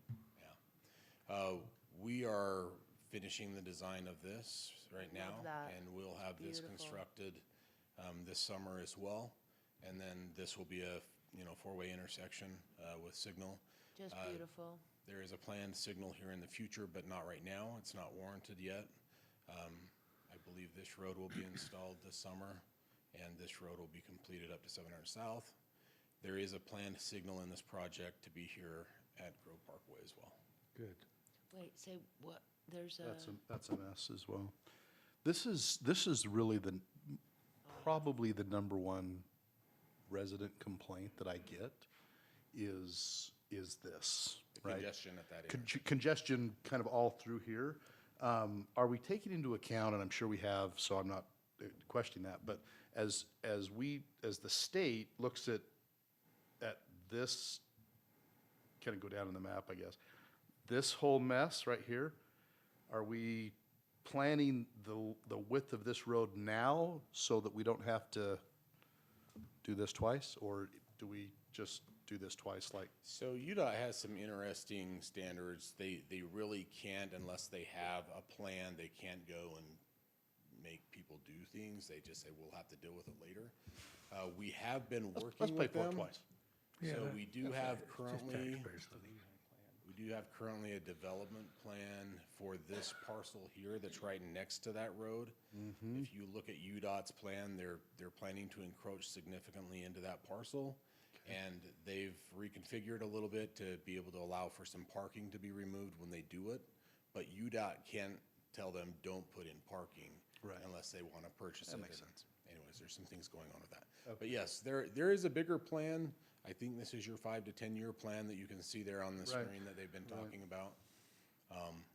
But right now, it's just PG Boulevard to the interchange, and then there are improvements down North County Boulevard to that section. None of this on Proctor Lane will be done. Todd, it's the Lehigh plan. It's Lehigh plan. Yeah. Wait until there's a mess, then spend millions. There's already a mess, so it's not as bad as So Lehigh, but. my question is further up Pleasant Grove Boulevard. Okay. You get to the light past doTERRA. Past doTERRA at 220 South? you're Yeah, saying here? and all at once it goes to Lane's Lincoln. Is that This is because we're orange waiting? swearing zone. Yeah, are we waiting for the developer to come forward that? So, he per wanted my to- discussion earlier, if you remember, we had that agreement that we signed with Udot for $350,000 for the storm drain that's on 13th West. Right. We need to talk through that and go through some budget amendment stuff, but the intent would be to come and get this completed with that funding to where we have 5 lanes from State Street to Right. the interchange. So, yeah, we're currently working on the design of that, trying to get everything worked out with budgets so that we could get that widened. There is one private party, so the city only owns to about right here on that line. Right. The rest of that is owned by another private party. And so I've already had conversations with him a few months ago about seeing if he would participate and get his portion done. We've already had conversations with him in the past as well about trying to team on a project there. So anyways, we've talked about that. It is one of my priorities is to make sure that this gets done and make sure we get that 5 lanes all the way to the State Street. Okay. Anything else for Marty? Thanks, Marty. And what's their time frame for, they're bidding it here Hopefully shortly? the next couple of months, and then they'll start construction immediately. Think It's they're- supposed to be done by October, so. By October? So unless there's a property acquisition, that's the only thing they've warned me on, is if there's a property acquisition issue, they may not be able to start, but I think they've worked through that, so. Okay, thank you.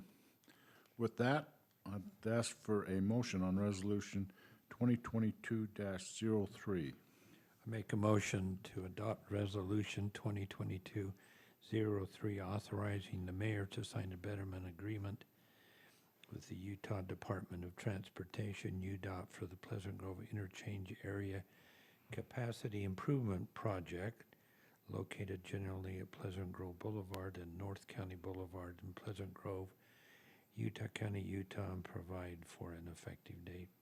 We have a motion by Councilmember Bullock. Do I have a second? Second? Second by Councilmember Williams. And this will be a roll call vote. We'll start out with Councilmember Anderson, Yes. Councilmember Bullock, Yes. Councilmember Jensen, Yes. Councilmember Lamone, Yes. and Councilmember Williams. Yes. And passes unanimously. Thank you. And we'll now move on to our next item, which is 11F, to consider for adoption Resolution 2022-04, authorizing the mayor to sign the sales contract for .24 acres and accompanying quitclaim deed and a temporary construction easement and payment utility easement in favor of the Utah Department of Transportation, UDOT, regarding the PG Interchange Area Capacity Improvement Project located along North County Boulevard and Pleasant Grove Boulevard in Pleasant Grove, Utah County, Utah, and provide for effective date. Director. Yes, this is tied to the same project, and there is an error in that posting. It's actually .024 acres, not .24 acres.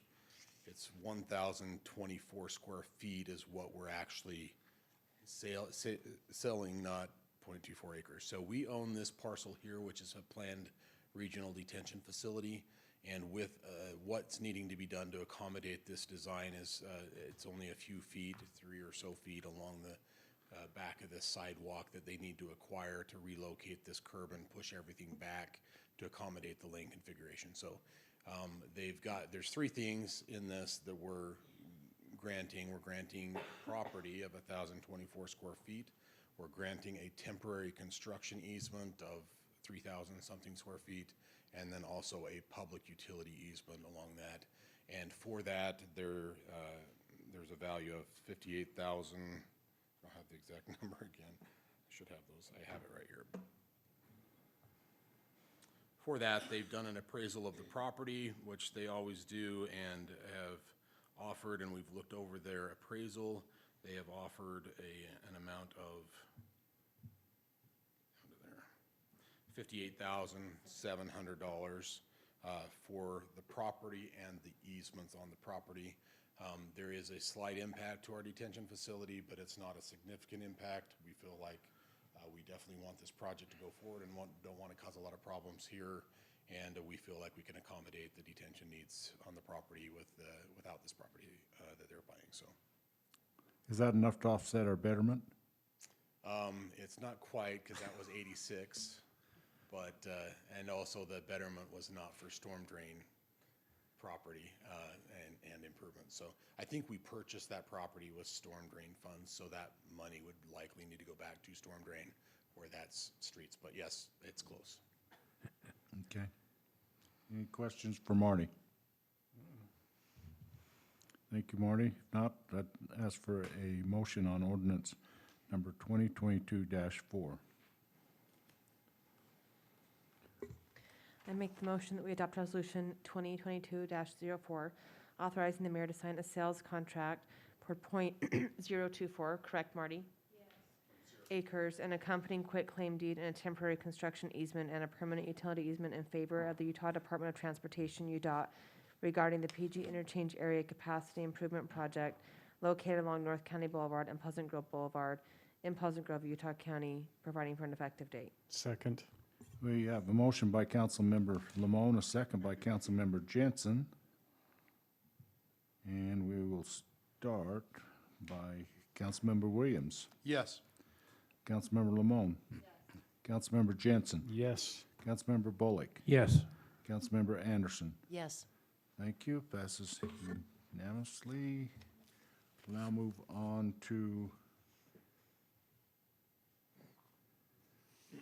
action item number 11G, to consider for adoption ordinance 2022-4, adopting the Public Works Emergency Response Plan for culinary water system to provide for effective date. Director. Mayor and council, we are also required to have an emergency response plan for our culinary water system through the Division of Drinking Water. It was great to get into the details again of our response and how we deal with issues. Start thinking about the wider picture of a large event, large-scale events with regards to our culinary water system, our sources, our tanks, what we're expecting, who to contact, and essentially this document pulls all of that together. The next goal is to now have some discussion internally, especially about how we respond to incidents and take care of issues, especially on a larger scale. And but this response plan, again, is the goal is to have us have a document that we've looked at and have goals as far as how we're going to respond to incidents within the system. So be happy to answer any questions that you might have about the plan. Any questions, council? If not, thank you, Marty. We will ask for a motion on ordinance 2022-4. Mayor, I'll make a motion for adoption of ordinance 2022-4, adopting the Public Works Emergency Response Plan for the culinary water system and provide for effective date. We have a motion by Councilmember Jensen. Do I have a second? Second. Second by Councilmember Bullock. And we'll start out with Councilmember Anderson. Yes. Councilmember Bullock. Yes. Councilmember Jensen. Yes. Councilmember Lamone. Yes. Councilmember Williams. Yes. Thank you. Passes unanimously. We'll now move on to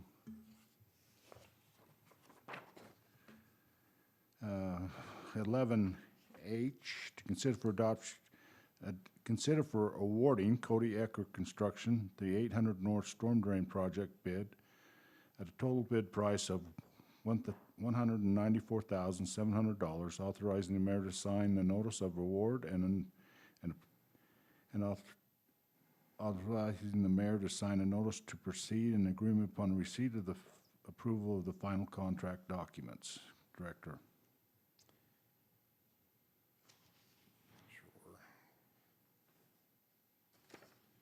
A couple of years ago, we did a storm drain project that we had to put a little pause on to address a couple of sewer lateral issues that were unknown, and they kind of came off the sewer main a little bit high to where it was conflicting with a planned storm drain project. Here on 800 North and 1300 West, this is Mahogany Elementary. Can't see my mouse. There it is. So this is Mahogany Elementary, so 800 North, 1300 West. The project starts, we did just a little bit of improvement, but it starts in this area here and will extend over here to 1570 West and have some inlets installed. And that's essentially the project. So we've rebid the project. Cody Ecker Construction was the successful bidder, and we are recommending award of the project to Cody Ecker. Any questions Nope. about this award? Not ask for a motion. All right, Mayor, I'll make a motion that we award Cody Ecker Construction the 800 North Storm Drain Project bid, as read by you. Okay, we have a motion by Councilmember Anderson. Do I have a second? Second? Second by Councilmember Williams. And all in favor, say aye. Aye. Any opposed? Motion carries. Thank you. Now go to 11I, consider for award S&L Incorporated, the Boulevard Well Site Preparation Project bid with a base bid and bid and alternative price of $83,500, and authorize the mayor to sign the notice of award and authorize the mayor to sign the notice of proceed and agreement upon receipt and approval of the final contract documents. Director. Mayor, in anticipation of our well being drilled here on this detention property that we own along North County Boulevard, you can see this is 150 South.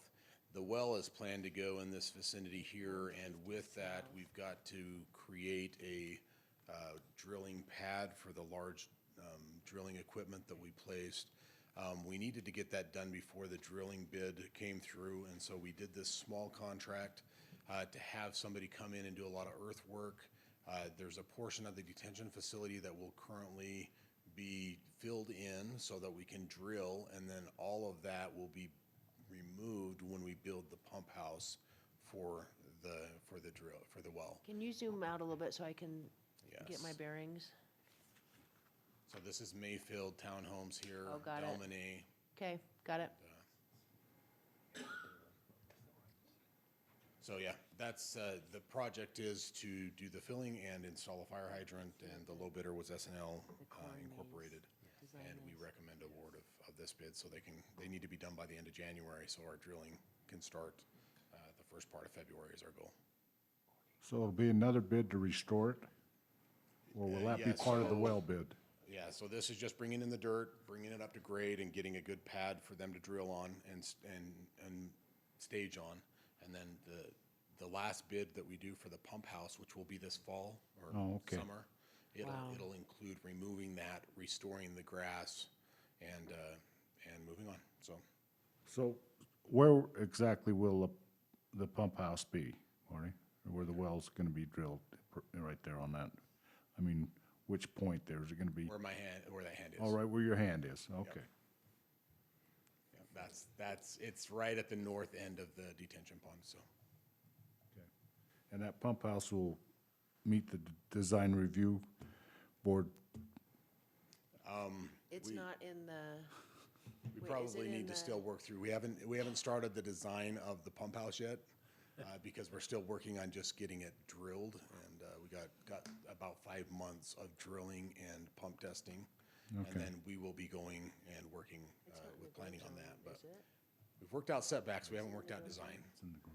Okay. Okay. Keep an eye on them, Daniel.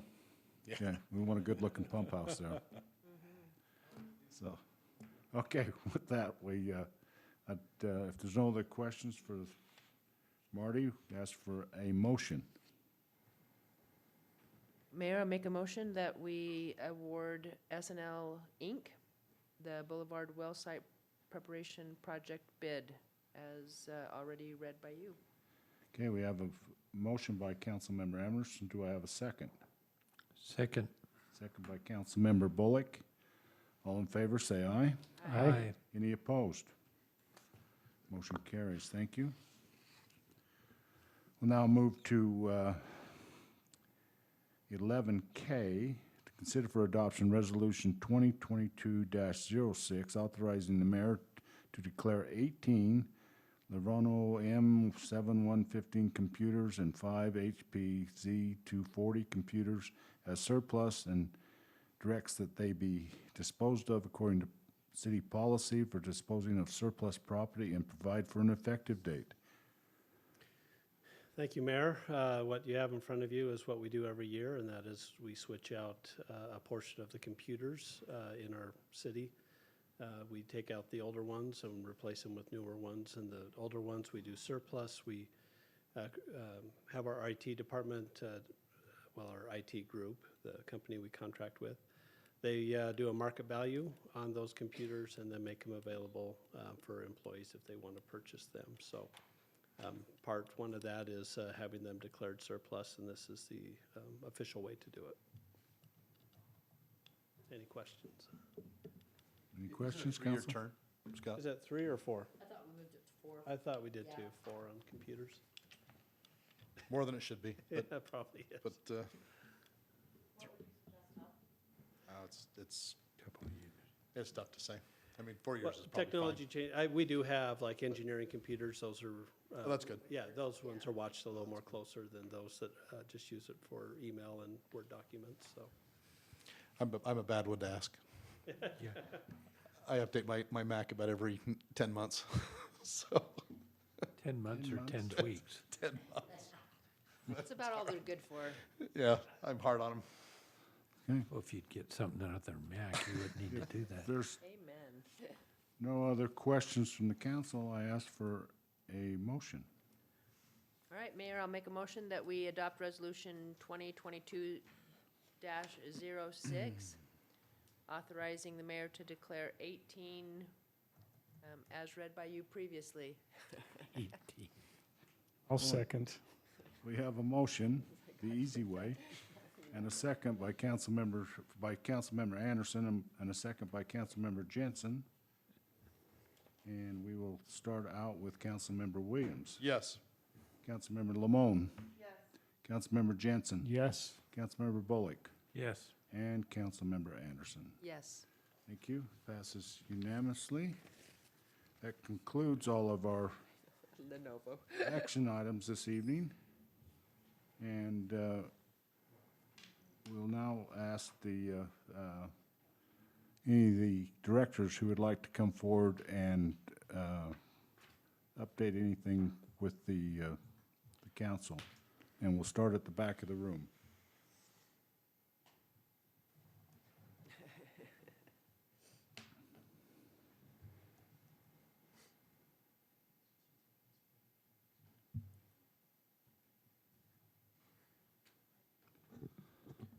Getting updates from my wife and daughter. They're at Hamilton right now, so I'm a little jealous that they're That's there. tomorrow night for me. Is it tomorrow for you? So, just a big event this weekend is our annual fitness fair. We have vendors coming in. You guys have probably definitely seen it on social media. Andy's doing a really good job advertising for that. So we have that going on, and junior jazz full blows starting at the recreation center is just going to be packed this weekend. There's going to be a lot of stuff going on, a lot of exciting things happening, and that's the major.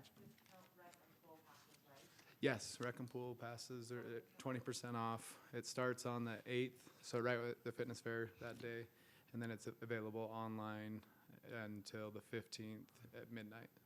The following week. So, and the bleachers at the rec center that were supposed to be installed in August, they said we can come during Christmas break, and so we said we'll take you, and so that's happened, and they should be finishing up that project this week. And my employees and everyone is just completely grateful. Our backs from pushing in and pulling out those every day it's going to be help. Yes, yeah, I haven't tried it out yet, but I can't wait to push. I can't wait to push that button instead of. So thank you for approving that. It's really going to help us out in a lot of ways there. So. Okay, thank you. Chief?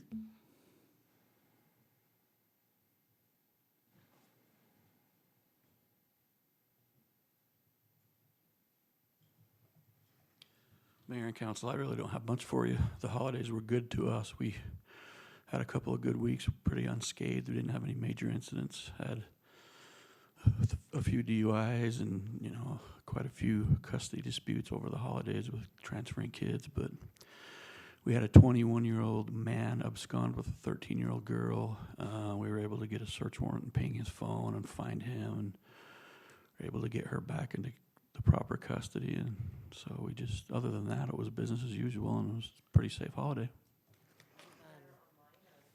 No, they met previously. They knew each other. Yeah. So, but, yeah. Thank you. Thanks, Chief. Daniel?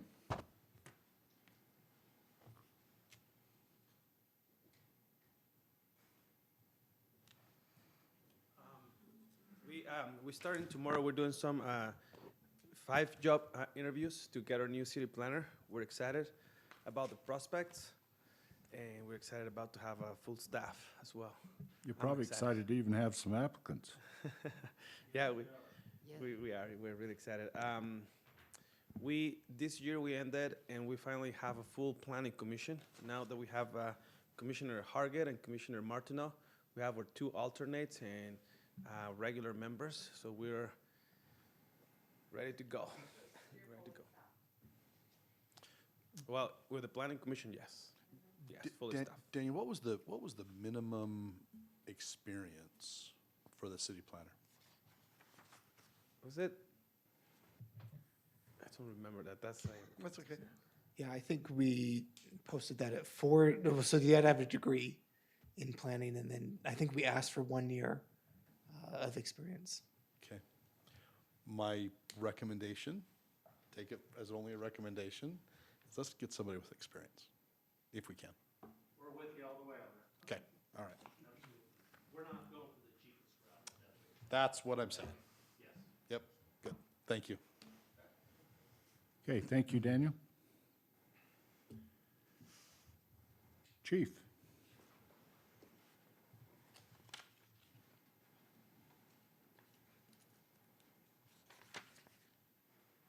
Mayor and council, hope you guys had a great Christmas and New Year's.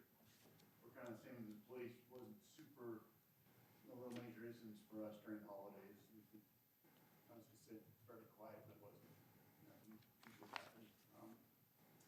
We've got, like I sent you some of the pictures of our, anything we've talked about for a long time, and you've seen those, so there is something being built. They're still saying February, so we'll wait and see. I'll wait for a COVID excuse here in a little while, so that you never know, so we'll go with that. But, we lost another part-time paramedic, so. Which one? We had, one of our part-time guys, it's, works for Salt Lake City. And, drawing a blank also, but he's been with us for quite a while. So like I say, we'll take applications for paramedics, we're just really short on medics, and they're really hard to come by, all that stuff. But other than that, I think he's going great. Moving right along, brush trucks, let's see, should be, last I heard, yesterday, they're still shooting for March. That should be here sometime, so. We'll see. But that's about it. Okay, thanks, Chief. Thank you. Dion?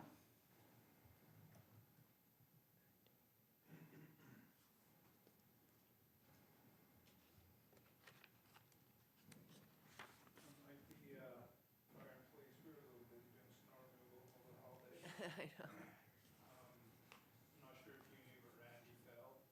Oh, really? Broke his leg. Oh, no. His leg and his ankle. He actually. His leg or his ankle? Both. So. Was this the one that he had issues with in the summer? Did he have like issues with his foot or something in the summer? He had some other things going on this summer. Oh, but I thought he like hurt his foot or something. Let's be a little careful talking about employees' health publicly. Anyway, he's doing good. He actually comes back like a week on Monday. So he'll be around, he'll be on a little scooter, but, other than that, we're taking down Christmas lights, working with the Forest Service and Utah Valley Trail Alliance, and working on a recreation trail grant for some funding to do some work on the Forest Service trails up on the east side. And once those trails, the Forest Service has actually recognized them as a now. They've asked us, city and volunteers to help them out with that. Anyway, we're trying to get like the Bonneville Shoreline Trail, that one wrapped up in the next couple of days with this grant. So we'll see where it goes. There seems to be a lot of activity and interest in it from a lot of the trail users, so we'll see. Other than that, we're good on Christmas lights. Dion, when's the second horsey come back to the downtown park? Oh, Eric can't sleep at night because of this, I Dion. had my grandkid ask me, so. I'll give you Tap's email. Okay. You can email him directly. I email him at least once a month. And it's on its way. It's on its way. I've actually ordered 2 this Oh, time. smart. So if you have a backup, you're gonna go with It's off the coast of LA. You're right, yeah. They make it back east, I'm sure, but, Oh. I don't know. Thanks, Dion. Marty?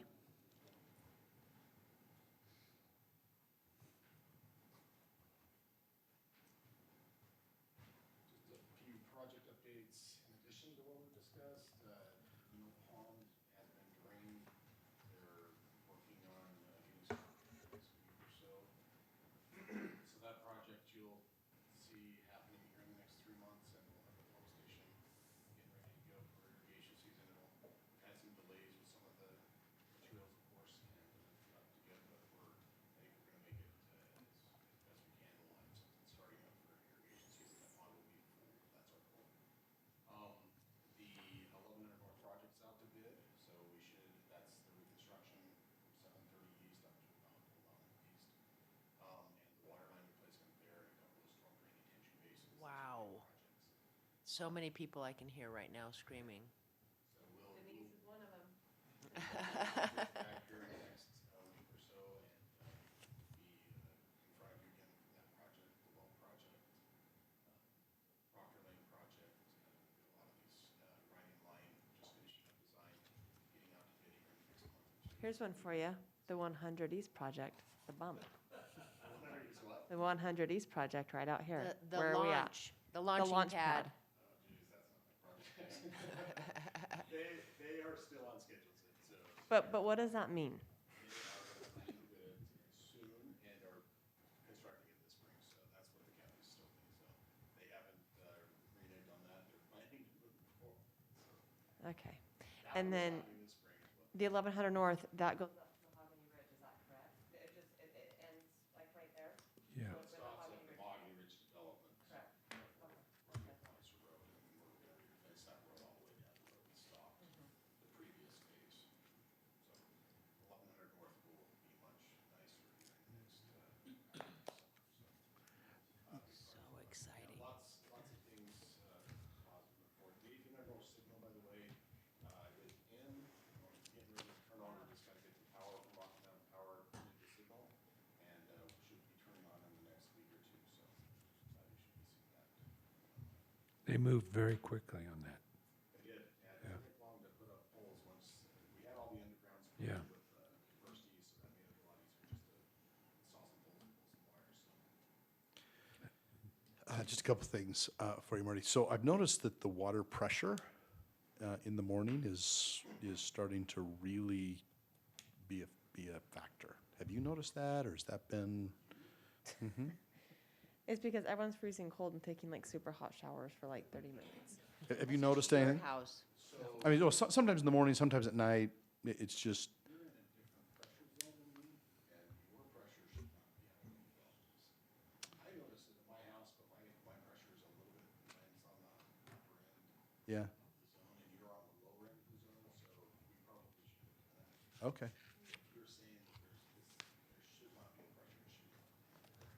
Yeah, there. Ooh. Yeah. I mean, sometimes, sometimes it's fine. Normally it's fine, but sometimes it's significant. That'd be great. Okay. Yes, at your house. There actually Well, was a few it's probably, complaints. yeah, it's the neighbors. It's not, Yeah, yeah, I'll take that offline. And then, will you just indulge an old city council and just ask the county about First East? I will send you an email on it. Yeah, just, yeah. Okay.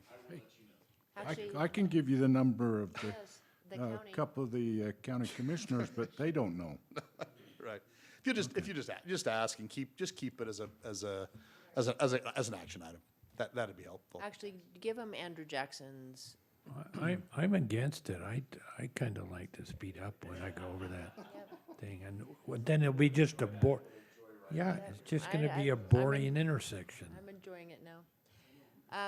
One really quick thing, I go to play ball pretty darn early in the morning, and the roads are plowed by the time I go. Yeah, they've done, especially this last storm, they did a good job.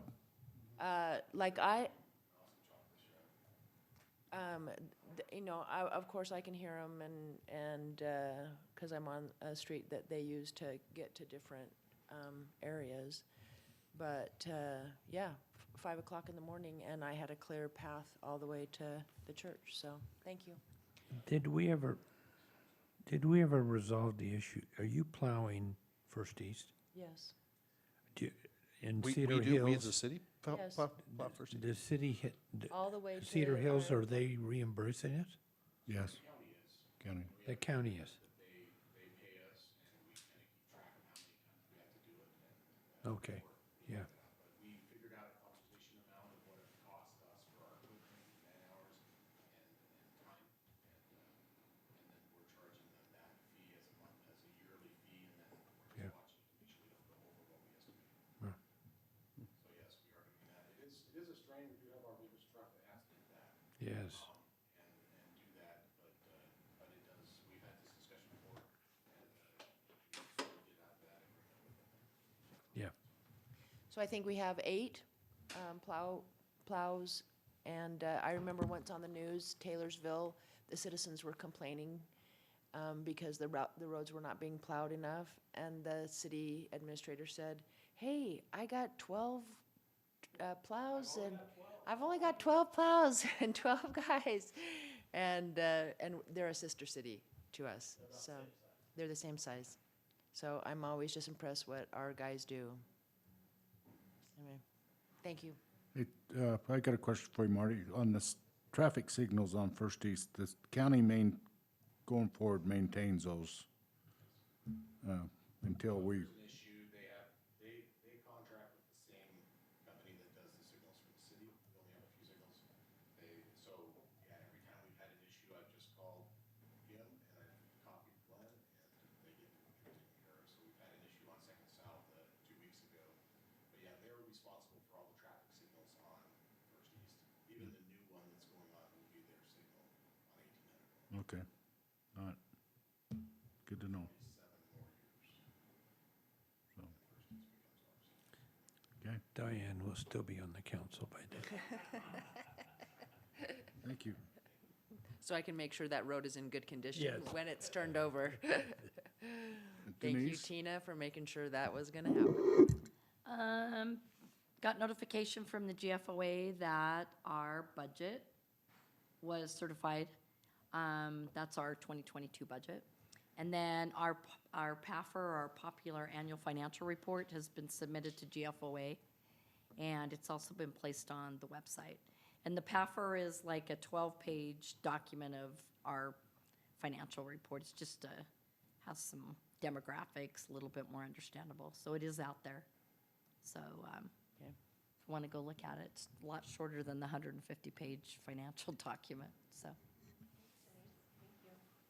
Thank you. Kathy? Okay. Tina, do you have anything?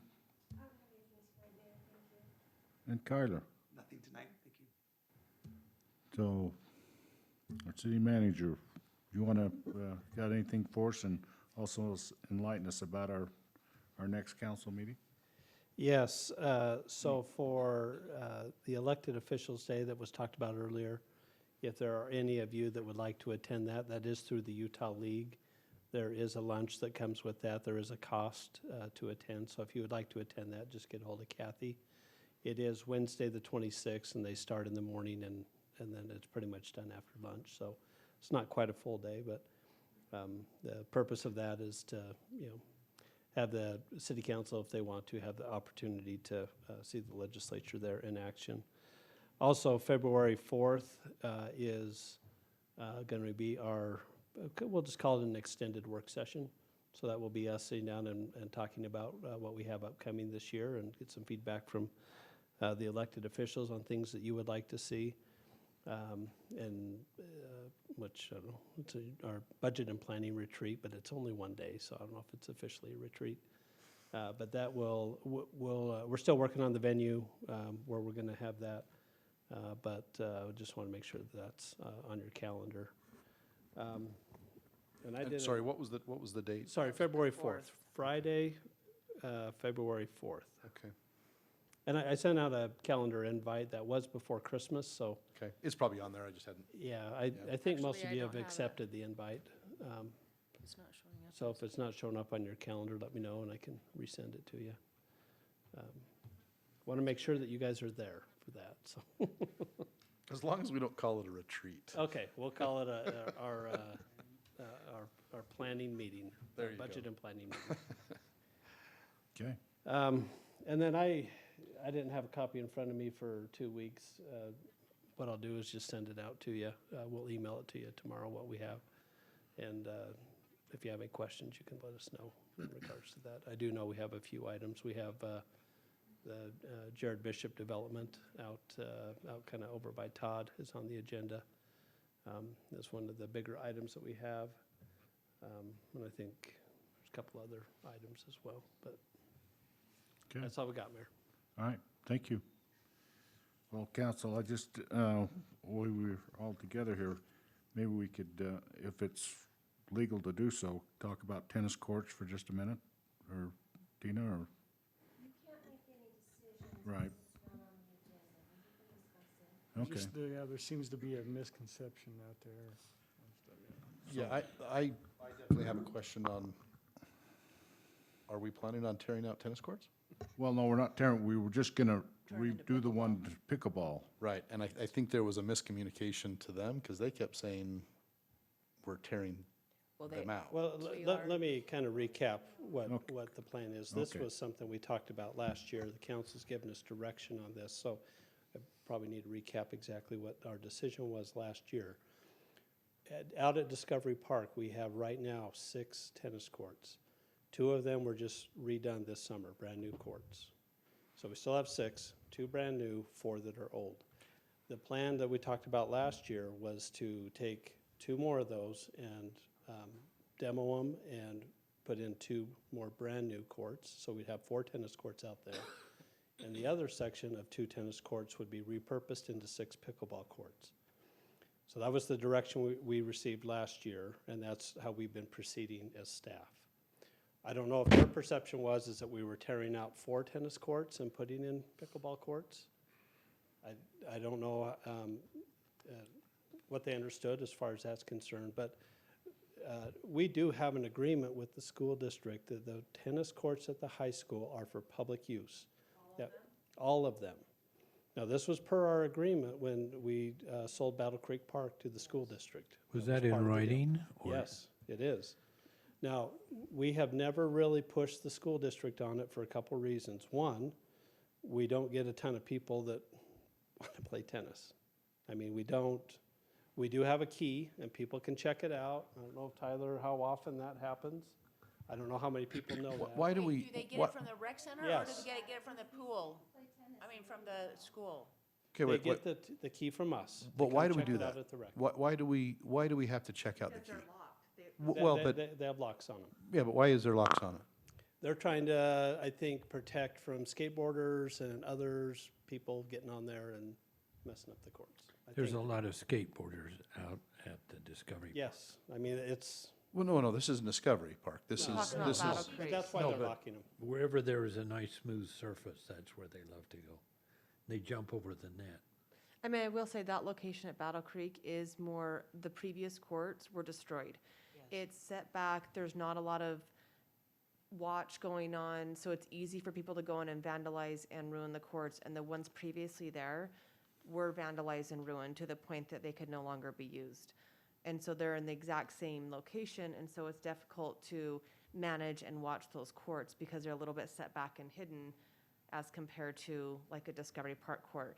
But with that being said, I didn't even know you had to check out the courts from, or the key from the rec center. So if that's the agreement, then we need to make those more accessible to the public. I don't necessarily agree with opening them all the time because of the vandalism issue, but somehow we have to get the word out that, or let people know because the tennis team didn't even know. the tennis coach didn't The even know. tennis Well, coach whoa, didn't whoa, know. whoa, whoa.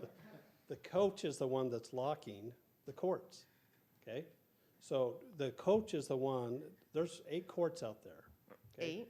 8 courts that the high school It is, has. that's a big complex. Yeah, it is. Okay, now, I'm gonna share my opinion. The 4 of those are locked they will not. Was that part of our agreement that they would be locked? Part of the agreement was that we would have access to all 8 of them. Like I said, we have not When pushed you- the school on this because they have access to 4 and that's been enough. We don't have this huge demand of people showing up saying, I want to play on these tennis courts, so we haven't really pushed the school. In my opinion, if the tennis coach is concerned about his kids playing, then they can open up those other 4 courts up at the high school, okay? My opinion. Yes. So I think, and Brent can attest, he's the one that lives next door to these things. Okay, anecdotal, when I drive by them, I don't know if I've ever seen all 4 courts, all 6 courts used. Outside of those that have set up their pickleball nets and are playing pickleball on the courts. That's probably the only time I see them all used. I'm not driving by them every day. And it is, there are lights at Discovery Park, there are not lights at the high school. And so that, we need to understand that portion of it, that when it gets dark, then our courts are the only courts available in our city, as far as the lighted courts. So, I mean, we didn't necessarily go into depth on this when we talked about this last summer, but the feedback from the council was, hey, I think we're okay if we have 4 brand-new courts here. Let's put in some pickleball. There's more of a demand for pickleball. If we were to put something out on our social media to say, would you rather have 6 tennis courts at Discovery or 4 tennis courts Sid- and Sid 6 did that pickleball on- courts? Didn't you pose that question? And what was the response? Yeah, and so, and I think that's what's guided you guys through this process. So that's 12 tennis courts that we have in town. Yes. Well, technically you have more at the junior high, but they're not in good condition. Yeah, I wouldn't the recommend junior playing. high ones are in rough shape. But again, those are that would 4? be something they could go to the school district and ask them to redo the tennis courts if that is a concern, that they want those improved, because there's 8, 6 to 8 at the junior high. I don't So remember. that would be a question for them to go to the school board as Or well. we light the ones at school. at Battle Creek. But it's the school. not It would be the school to go to light them. But could we go to the school and Well, I think the that's a given. tennis- I think the tennis players can go to the school and Well, ask. Not us. We need to go to the school. I'm happy to have that conversation. That's what I think. We need to Right, go I mean, have a that's meeting. there's obviously some so we have miscommunication there. 12 tennis courts. So so there's, help me Brent, you're right there, there's 6 total. 6 at Discovery Park, there's 6 tennis courts. Correct. 2 of those courts, maybe it's just one of the courts. One of the courts is lined for pickleball. Is that right, Two Tyler? of the, so they're in groups of 2. And so I think 2 of If them. you go out there, people 2 of put down them their own have lines on there. courts. There's, They have lines for pickleball. There's lines. yeah. Well, and that's what they were, sorry for interrupting, but that's what they were asking. Correct. Saying, please, if you're gonna refurbish them, don't just make them just pickleball, but double line them. Agreed. We can play Yeah, and that's really the point, that was really the question But here's is the if, issue is, unless you own a net and the equipment, you can't play pickleball. You have to go Right. take your own. right, So it's either you stripe them in the middle and leaving the 2 tennis courts, or you put in 6 more to accommodate more people, because most people don't have a net that they carry around and can set up the equipment. You can't just show up and play pickleball. I think pickleball will overrun the new tennis courts if we line them. That's my opinion. Let me just Yeah. point something out. During the spring and summer, and even when it starts getting hot, every morning, there is people out there who are paying their little kids, and it's the same lady who's in charge of it. She's been doing this for years, where all of those courts close to the fence and the one on the back side of that she's got somebody else who helps these kids. So she's occupying 4 courts. And she's been doing this for years. This is not our program? No, it's not our program. This is a private person doing it? Private person. Yeah. Once they leave, That's a problem. I have never seen all of those courts occupied by the school kids. Now, they've been down there, but it's very sporadic. In the meantime, those courts are empty. There's nobody there playing tennis. So other than those people who are in the tennis team up or at the high school, I don't see a lot of people playing tennis, ever. Are there lights at the high school at all? No. So Not for the tennis courts there. and I'll say this in public forum, right? Is the high school team utilizing our lit courts at Discovery Park? I don't think they are as part of a Not coordinated as part of their team competition. They activity. don't No. play at night. I It just think sounds like they're if they're playing encouraged to go. recreationally, they would be playing there at night. Is that? Wait, Chief, say it again? Coach. Yeah. Yeah. At nighttime, yeah. Let's have a conversation With the school? with the school. Yeah. Okay, I like it. Okay, So I'll arrange that. Me and the mayor will kind of revisit our agreement with them. And hey, we probably need to get the tennis coach in the room. Yes. Because those are beautiful courts up at Battle Creek. They're They're new. They're They're- only three and or I four go years up old. there, and there's nobody There's no playing one on there. it. There's rarely And- people Well, playing on it. but the situation is ours are lit and theirs aren't. Yeah. No, this is during the day. Yeah. I think But- there's an unwritten rule that's been now published out there that people just, right, even with the, sounds like the kids, right, they're unsure. But Right, I and if think- he's locking 4, I just don't Well, understand. okay. Yeah, I need to There stop. just needs to be a conversation. So I've got the direction on what we need to do. Okay. I And just we'll think that have there's that other discussion. things we can do to accommodate a win-win for everyone before we move to doing away with what the plan was before. And having at least a conversation with the school, the coach, some other people. You know, if people out there making money doing private lessons that are not part of the city, is there something can we enforce? I mean, there's just things I think we can do before we go down the road of, I don't know if there was a misunderstanding on, I don't know if they're thinking all 4 courts are being torn out I for think pickleball that's what it courts. sounded like to me. So that's, again, Yeah. that's where the discussion needs to happen, to make sure that they understand what our plans are, and then revisit what's happening with the high school courts, so that the people that were here were pretty much the high school Yeah, it tennis was. team.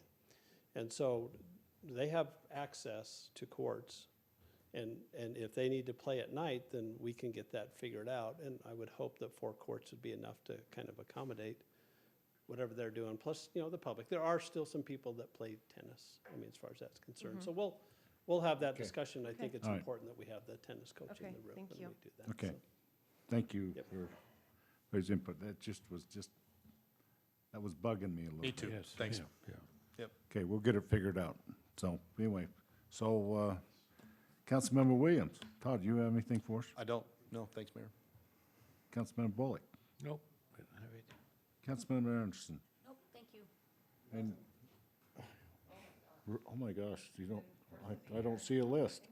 We have stuff coming out very soon, but I'll wait. Okay. Yes, Sid? Well, thank you. Hey, this has gone a little long tonight, but we've accomplished a lot, and hey, it's the new year. And we've, some of us have 4 years, and hey, I really appreciate, and I hope that the other three that need to renew their commitment to the city will do so in a couple of years. So anyway, because we got a good team here, and so let's keep it going. So thank you, and I'm quitting tomorrow. appreciate all you do and all you think you do. And with that, I'll ask for a motion to adjourn. Have a motion by, do I have a second? Second. All